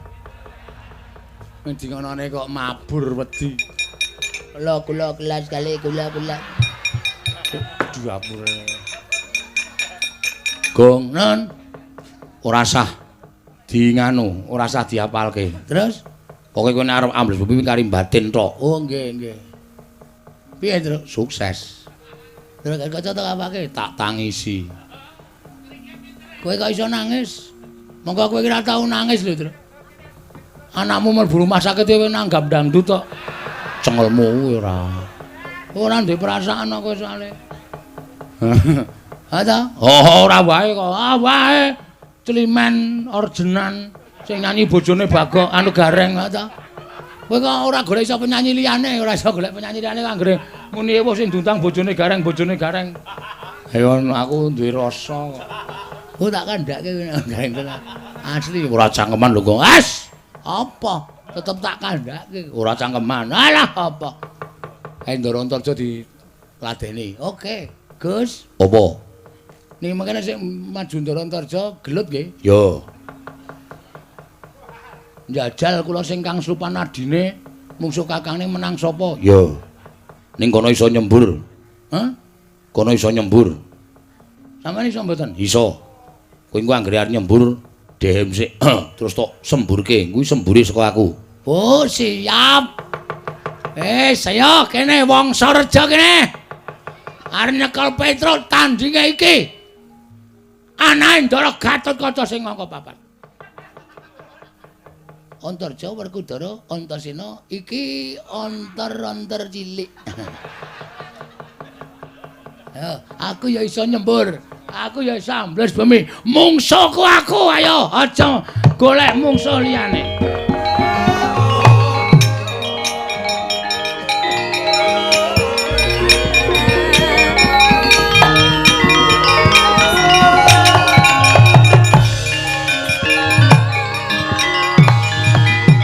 Loh.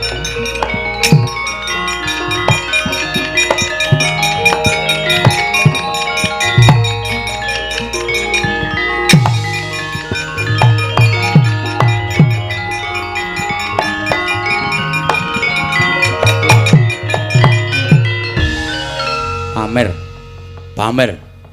Wiwit kapan kowe iso ambles bumi? Kaget lho, ya.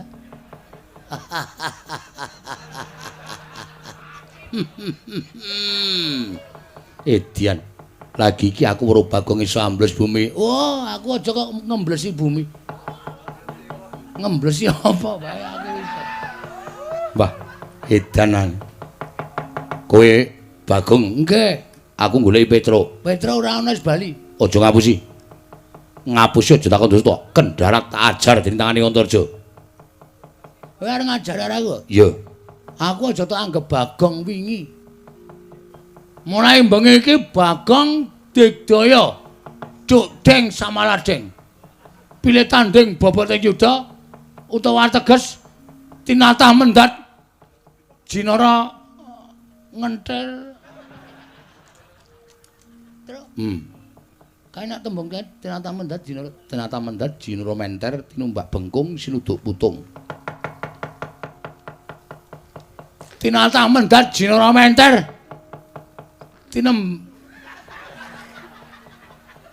Cah goblok tenan kae. Tinumbak Bengkung. bengkong sinuduk kecil-kecil. Tinumbak bengkung sinuduk putung ngono lho. Sinuduk putung. Aku ora wedi. Aku ya ora wedi. Sirmu arep ngopo? Nyekel Petruk. Petruk kakangku. Petruk masuk angin kowe tak keroki. Tak tambali tak blonyo minyak angin. Kok Petruk mati arep diame-ame. Anggepmu apa? Kowe kudune iso mikir, Jo. Lho. Kowe iki nom-noman. Kowe iki pondasi bangsa negara Ngamarta. Aja gampang kena pelapurane wong sing kurang tanggung jawab. Aja gampang kena wadule wong sing ora seneng karo Bagong, ora seneng karo Petruk. Terus apa-apa tak tandangi, apa-apa waton nyendikani jawing wong tuwa. Wong tuwa iki selawase rong karuan bener, Jo. Kuwi wakku Mandura. Harus ora urusan arep wakmu, arep abon, arep tengkleng terserah. Ning kowe terlalu banget percaya karo Prabu Baladewa ki ora apik. Baladewa ki ya rong karuan bener. Nyatane Siwa Mandura ngendika kaya ngono. Lelakone sing sejatine ora kaya ngono. Yen ngono palangi karepku ngono nyekel Petruk. Nek pancen aku dadi palang kareng apa? Ora minggat saka arep aku. Sembur meloso awakmu. Sik. Pameran kowe arepan. Kok sing iso nyembur sak donya ki meng kowe. Kowe pamer, kowe putu ula, iya. Kowe putu mbahmu dewaning ula. Ora masalah. Semar ki ya dewa. Semar ki Sang Hyang Ismaya. Kae kakane Bathara Guru, kae aja kok nyembur. Nyemprot wae iso kae. Iki arta buktekne Bagong ki anak Semar. Sing pancen wis diparingi jaya kawijayan guna kasantikan. Ungano dadam. Nek pancen kowe iso nyembur aja sumbar. Aku semburen.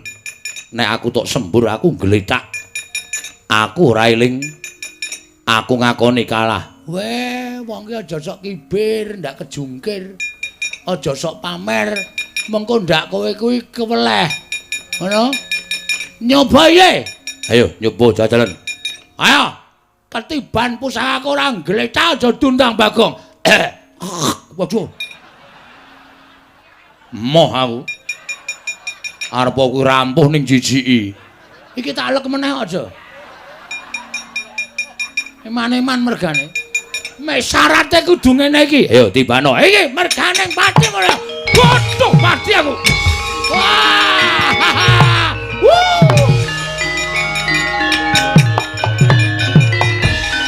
Piye, Kong?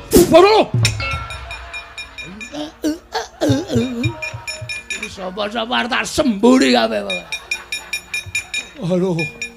Waduh, Kong. Ah, panas, Kong, dadaku. Panas, Kong. Kampungmu kapan kowe? Ayo, arep aku ngewangi kowe ning utangmu sahur ora? Oh. Aduh, Kong. Aduh, Guru. Kapok ora. Ayo ra nonton Ndara Jae gletak itu, Tru. Ora gleleng aku. Ayo. Ayo, Gong, ora ngono ki, Gong. Ora main-main, aku ora seneng carane kaya ngono, Gong. Aku wegah. Weh, lah ora sambat. Melonyo awakmu. Aduh. Panas banget, Le. Oh, gleleng aku. Heeh. Aku anggere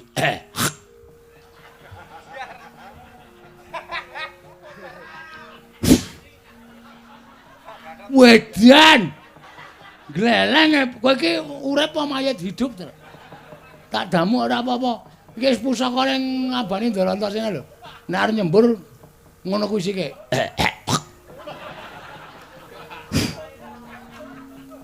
Aku kok mengisis saiki. Hah? Kok mengisis? Dan Apa? kok mengisis? Sajahe racune wis entek. Waduh.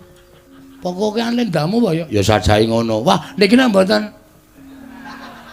Oh, metu ra omong-omong.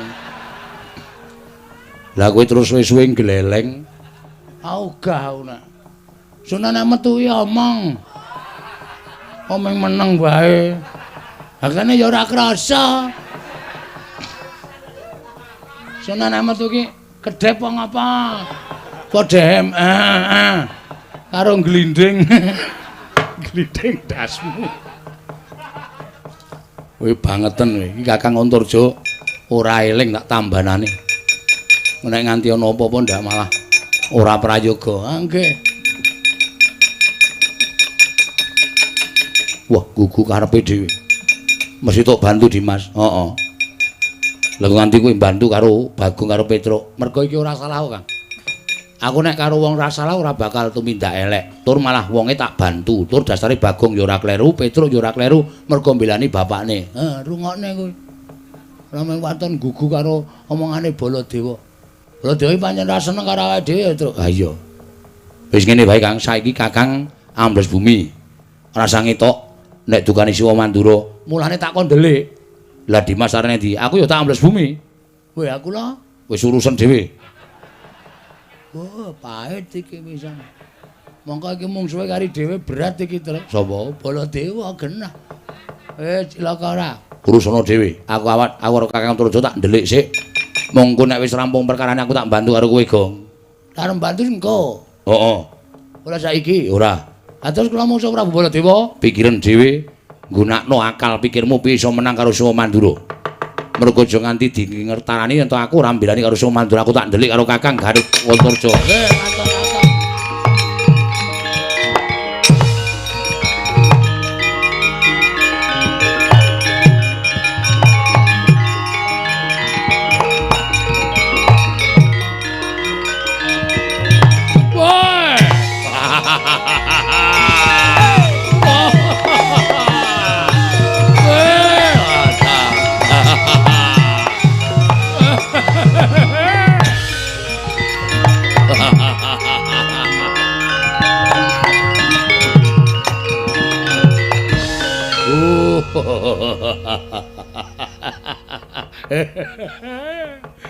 Golek ngalor ngidul ketemune nang kene coro-coro.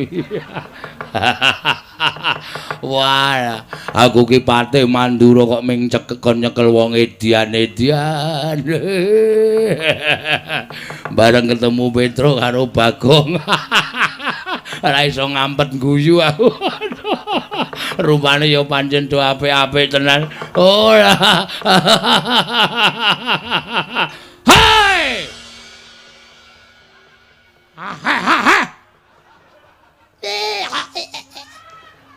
Patih ora nggih tata krama. Temu sapa-sapa. Kantil sisan kowe. Muni ana. Wanggre sing guyok jejeli sandal cangkem. Gong ora kasar men sengit aku.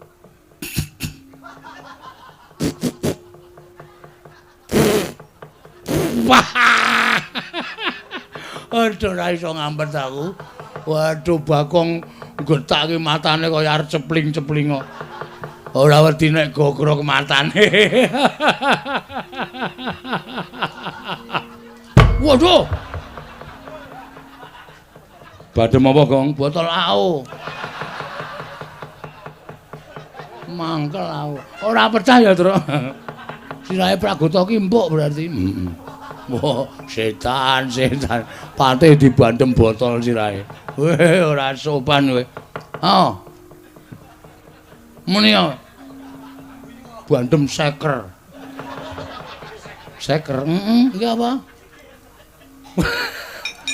Seker kaya entuk seker, Pak. Aku nek sangu werna-werna kok. Petruk, Nun. Mulih ora. Mboten kaya bali nggih nek pun bareng Pandhawa mundi pustaka Jamus Lima Sada. Ya nono, aku sing meksa karo kowe. Oke, ajeng ajak napa? Dajar, Gong. Yuk. Wis ora ana ampun nek. Iki udu bendara ya ming tepung ngono wae. Ha iya. Kira-kira arep ngwedak dhewe diajar wong loro terus. Ya. Wah, ora wedi aku. Kulo ora wedi. Bah. Ora wedi. Ora wedi ya, Truk. Padahal nggon aku ana lho cacile tak onone mati. Oh, medeni ora. Oh, mati ora. Jandak mati dening aku cencang jenggot kroncal-kroncal. Kualik ya ora apa.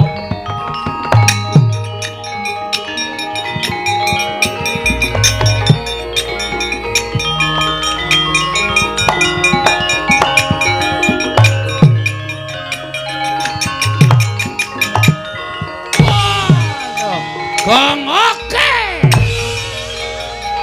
Dar.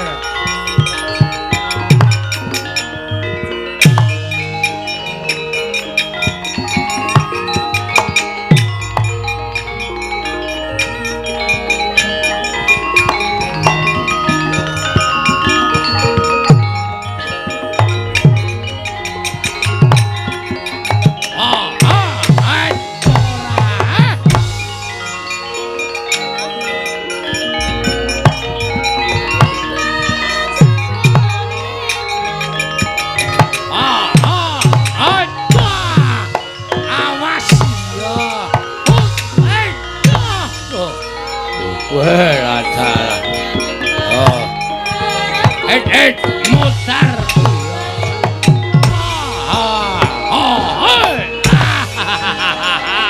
Halo Babu.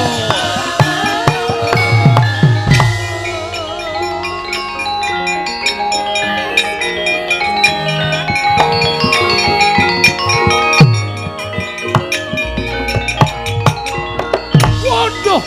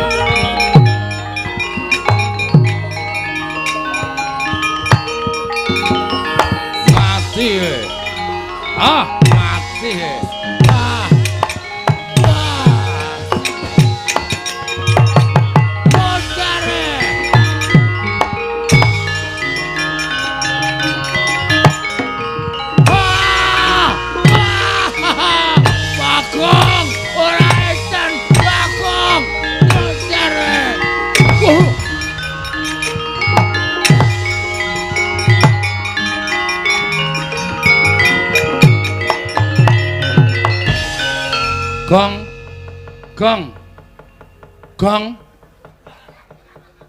Sorry. Aku ana wong nyambut gawe ya sliwar-sliwer.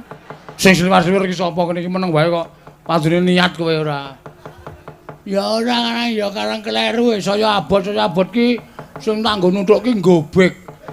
Mampir ndasmu ora. Lara e basa kira. Panusmane jajalan Petro kantong bolong. Bolongan Bagong, bolongan Petro. Ora minggat greten negara dasmu dadi apa wae mlayu le.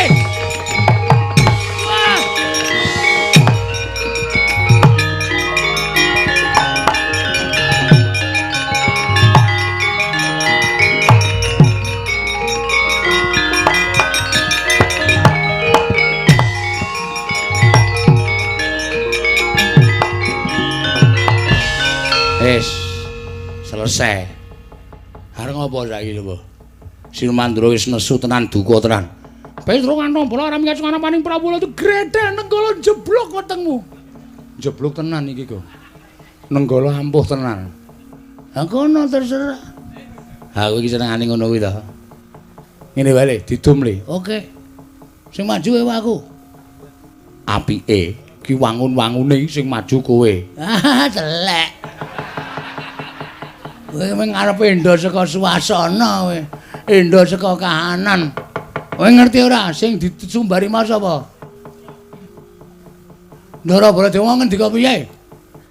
Ayo krunguku. Anu mari jalan Petro kantong bolong. Sing jeneng Petro kantong bolong ki sapa? Ora ana jeneng kok Bagong kantong bolong ki ora ana. Wis kono dinikmati. Aku tak ndelik terus wedi aku. Piye kuwi? Ora piye iki terakhir iki kowe. Waduh. Cilaka iki. Yo. Pak. Bapakku Semar. Aku ngerti, najan aku matur saka kene ning bapak mesti miganget. Mergo bapak ki wong digdaya. Nek pancen bapak duwe niat bangun kayangan Petruk mbok kongkon minangka duta pengawakaning Semar Badrana ning Karang Kadempel. Kanan kaya ngene iki bapak mesti bantu karo Petruk kantong bolong. Ical wujuding Petruk ana nata mandura.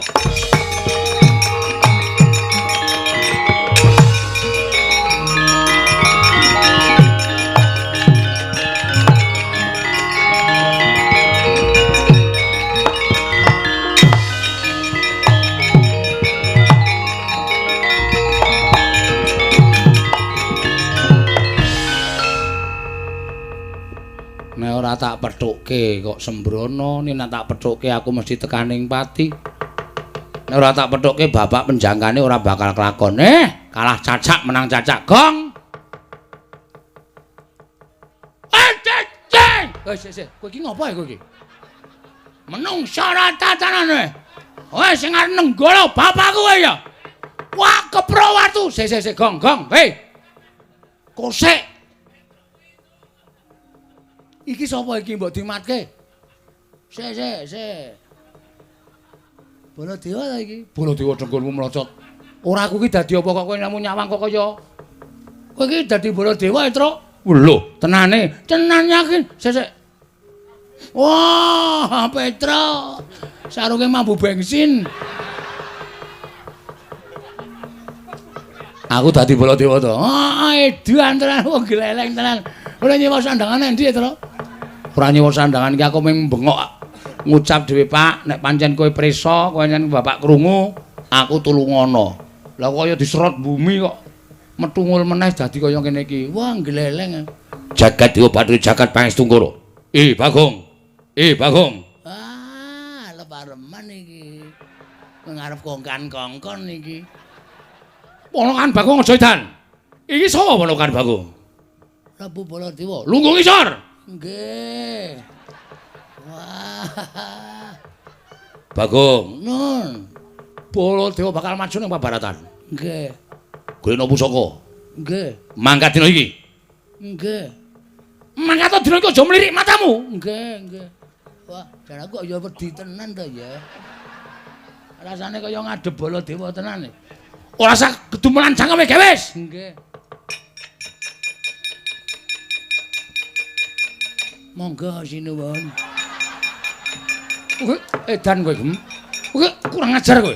Kowe wis tau weruh ana Baladewa mbingkil, iya.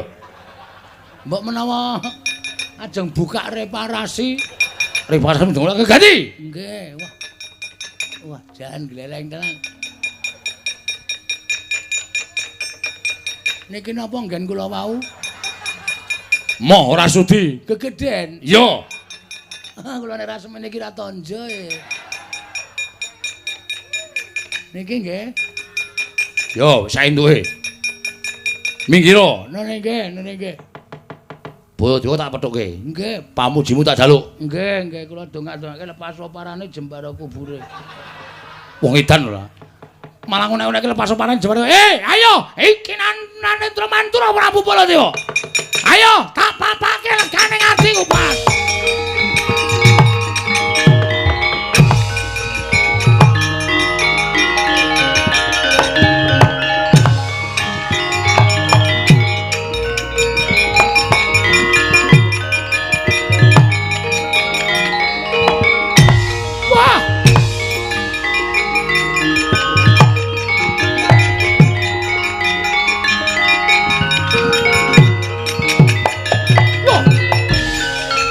Lah iki apa iki? Iki aku ngedep kaca gedhang iki apa iki? Lah iki aku ngedep Baladewa apa iki? Ayo, amuk Suramrata, Jamrata imbang iki padha-padha. Nata Mantura Prabu Baladewa. Wah, setan. Suarane genah Petruk iki. Suarane genah Petruk iki. Ya, iki Baladewa Petruk. Lho kok iso dadi Baladewa iki piye iki? Ora kurang sewan sandangan Baladewa. Wah, nggo arepe dhewe. Iki Kiai Nenggala. Tamake Gunung Jugruk Segara Asat. Ya, iki Kiai Bendho tau nggo nyolong degan ping 3 ra konangan. Wah, mati tenan aku, mati tenan. Modar we.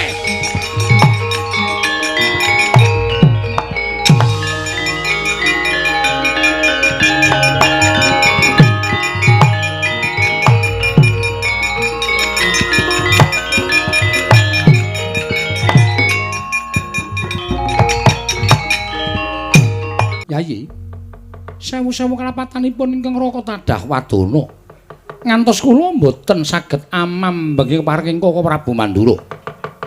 Wekasan Koko Prabu nguja dhateng mubal babaling dedukan Satemah Petruk kantong bolong dipun dawahi Kyai Nenggala kendhang kapracondhang kontal kaprapal. Iya kula nyuwun pamunten. Ngantun mboten saged meper dhateng mubal babaling kanepson wekasan Petruk kenging Kyai Nenggala kendhang kapracondhang kontal kaprapal mboten kula mangertosi wonten pundi dawuhipun Petruk. Koko Prabu mestinipun mboten mekaten lumadining lelampahan. Ngemuti bilih Panakawan Petruk menika tasih Panakawan Paduka piyambak. Menawi ngantos wonten dedukanipun Kyai Semar Badranaya, lajeng sinten ingkang badhe tanggel jawab? Inggih, Kyai. Namung mugi parenga enggalih anampi dhateng atur kula. Pangandika Paduka ingkang kados pundi, Kyai? Jagat menika dadosa paseksen. Menawi Kyai Prabu maringaken ngampil pustaka Jamus Lima Sada minangka tumbal wadaring negaring Ndorowati. Mangke menawi ingkang raka sampun kepareng ngamadhangaken kawontenan negaring Ndorowati, tumunten kula sowan dhateng negaring Amarta ngunduraken pustaka Jamus Lima Sada sepisan angka kalih. Kula ingkang sagah ngupaya wonten pundi durungipun Petruk kantong bolong, Yayi?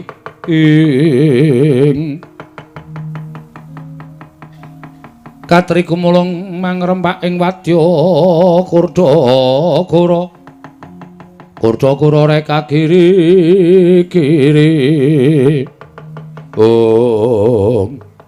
Koko Prabu, pangandika Paduka menika saestu. Menapa wonten jamak limaripun, menapa wonten kelampanipun kula ujar lelamisan dhateng kadang-kadang kula para Pandhawa. Menawi kula mekaten monggo pustaka Jamus kula aturi anampi. Mangke menawi negari Ndorowati sampun ketingal padhang, kula suwun kanthi sanget Paduka pareng ngupaya wonten pundi durungipun Petruk. Inggih, ngestaken dawuh Koko Prabu Mandura. Nggih. Kula nyuwun pamit. Lho, si Adiar tindak menyang endi? Kula badhe damel srana padhang lelampahan negari Ndorowati. Mangke menawi kula sampun kepareng damel padhang, tumunten kula ngunduraken pusaka. Sinambi angampiri Paduka Kanjeng Koko Prabu nderekaken kondur dhateng Mandura. Ngono Kresna. Inggih. Ning aja goro ya Yai Prabu. Mboten Koko Prabu, kula nyuwun pamit. Yo sing ati-ati. Yai tumunten wati maringaken lan kula nyuwun pamit. Koko Prabu monggo kula aturi nampi pustaka Jamus Miang Jimat kelima Sada.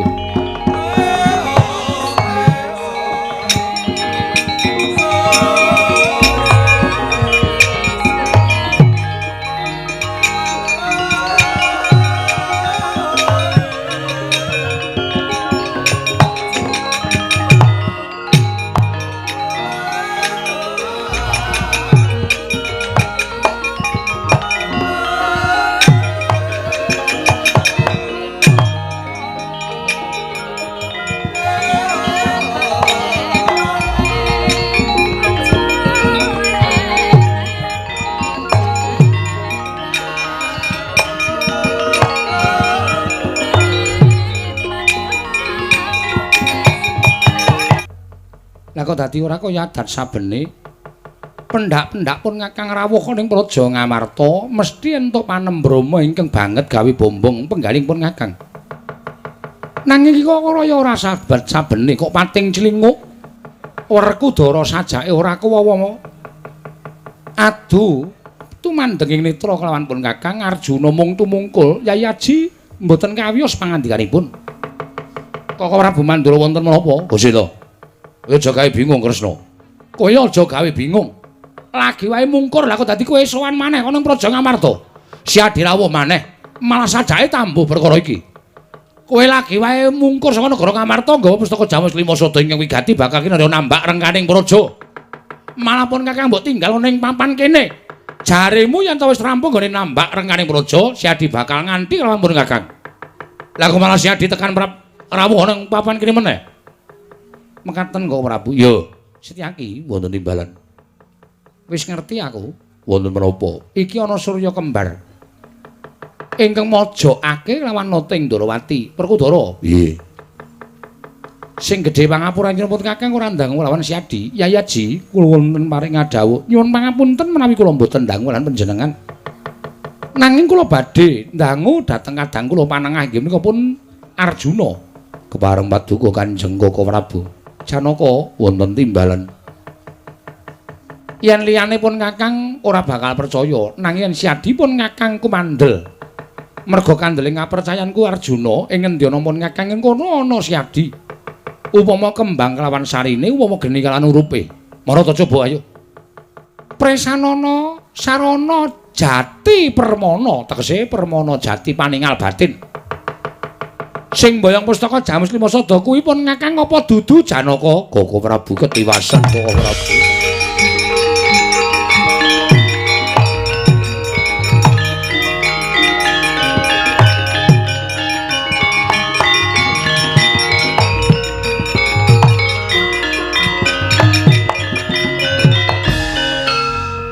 Boten nginten babar pisan.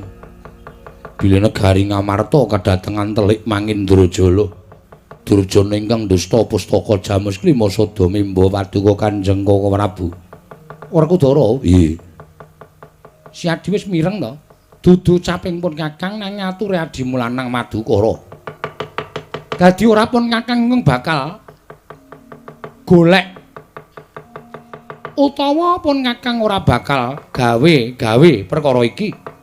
Nanging iki mau ature adimu panengah ing ngandhake ingkang mbeta pustaka Jamus Lima Sada kuwi dudu pun Kakang. Nanging pancen ana menungsa ingkang madha rupa kelawan Nata Ndrawati, Werkudara.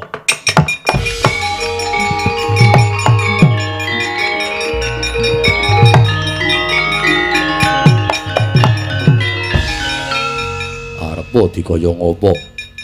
Werkudara ndere wong utuh apa anane? Apa sing tak weruhi ya kuwi ingkang dadi kasunyatan. Monggo tak sawang.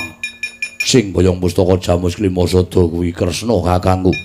Perkara kuwi nganggo aling-aling Janaka sakarepmu. Ning sing boyong pusaka wujude Kresna, baline pusaka ya saka kowe. Ora iso gawe baline pusaka. Wah, ora sudi ngakang kadang tuwa karo kowe.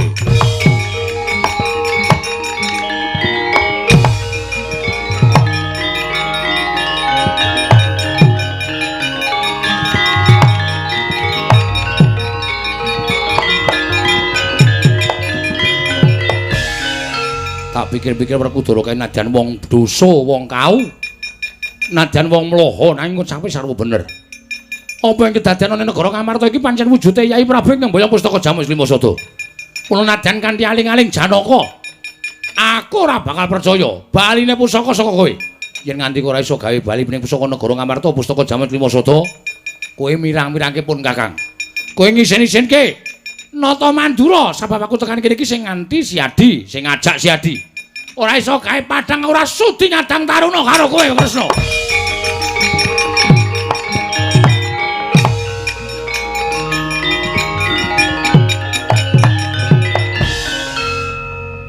Arjuna, kula nun paring kadhawuh. Ya pancen kudu kaya ngene lelakon iki kudu tak sandang. Mula wajibe penandang kuwi mung disandang. Inggih. Lelakon kuwi adile ming dilakoni kasinggihan mekaten. Kepareng paduka, ayo budal ning Karang Kadempel sowan Kakang Semar. Iya. Merga Semar kuwi ora iso digagapi. Semar kuwi ngguyu durung karuan seneng atine, Semar kuwi nangis durung karuan seneng utawa sedih atine. Inggih. Nyun mangapura marang Kakang Semar, sawise kuwi apa kang didhawuhke dening Kakang Nayantaka? Kowe karo aku mung nyendikani dawuhing Kakang Nayantaka. Swawi Koko Prabu kula dherekaken Setyaki wonten dawuh tak tinggal yo. Nggih, wis saken dawuh.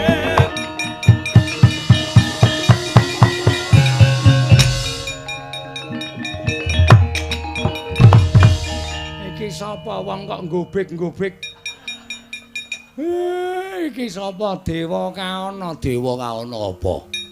Kowe iki ora wangun dadi wong lanang. Kowe iki asine wedok kok dadi wong lanang. Aku lanang pendhita. Sing ngomong sapa? Oi.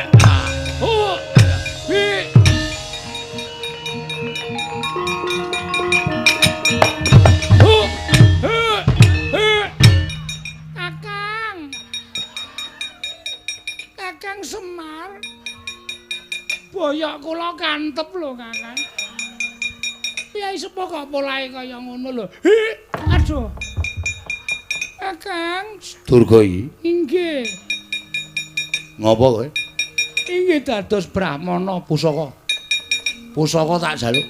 Ora tok wenehke tak ajar nganti tele kebablasan Kakang tele tak ajar nganti tele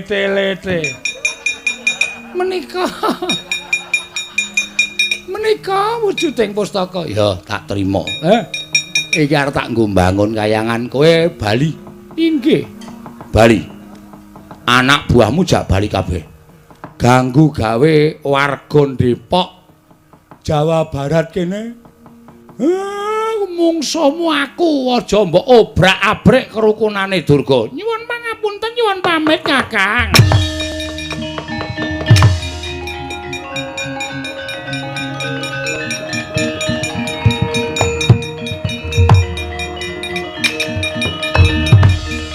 Lho, Kanjeng Ibu sampun wangsul kados wingi. Dewa Srani anakku mulih Kakang Semar ngamuk Dewa Srani. Inggih.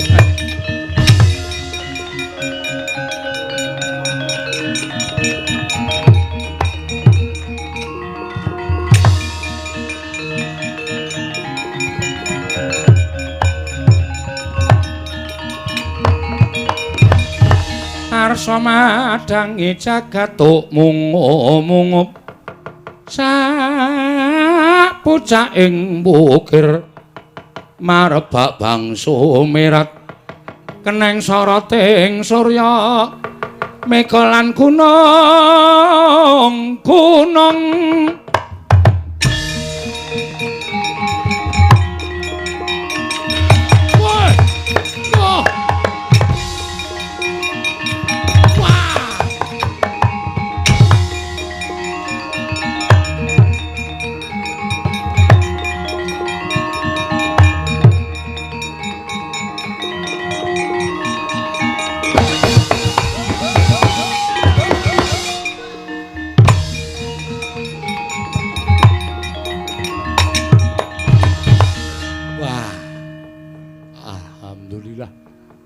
pun paripurna Den. Iya Semar. Ndara Puntadewa. Wah, tindak mrene diderekke kembar. Syukur. Pustaka Jamus Lima Sada pun lenggah teng Karang Kadempel. Kantun nengga Pandhawa awi kula kanthi mbangun kayangan bangun kawula sakwetahipun gesang rukun masinamadan daya dinayan ayem tentrem manunggal wonten ing negari Ngamarta satemah mujudaken negari ingkang adil warata tias bagya mulya ndara.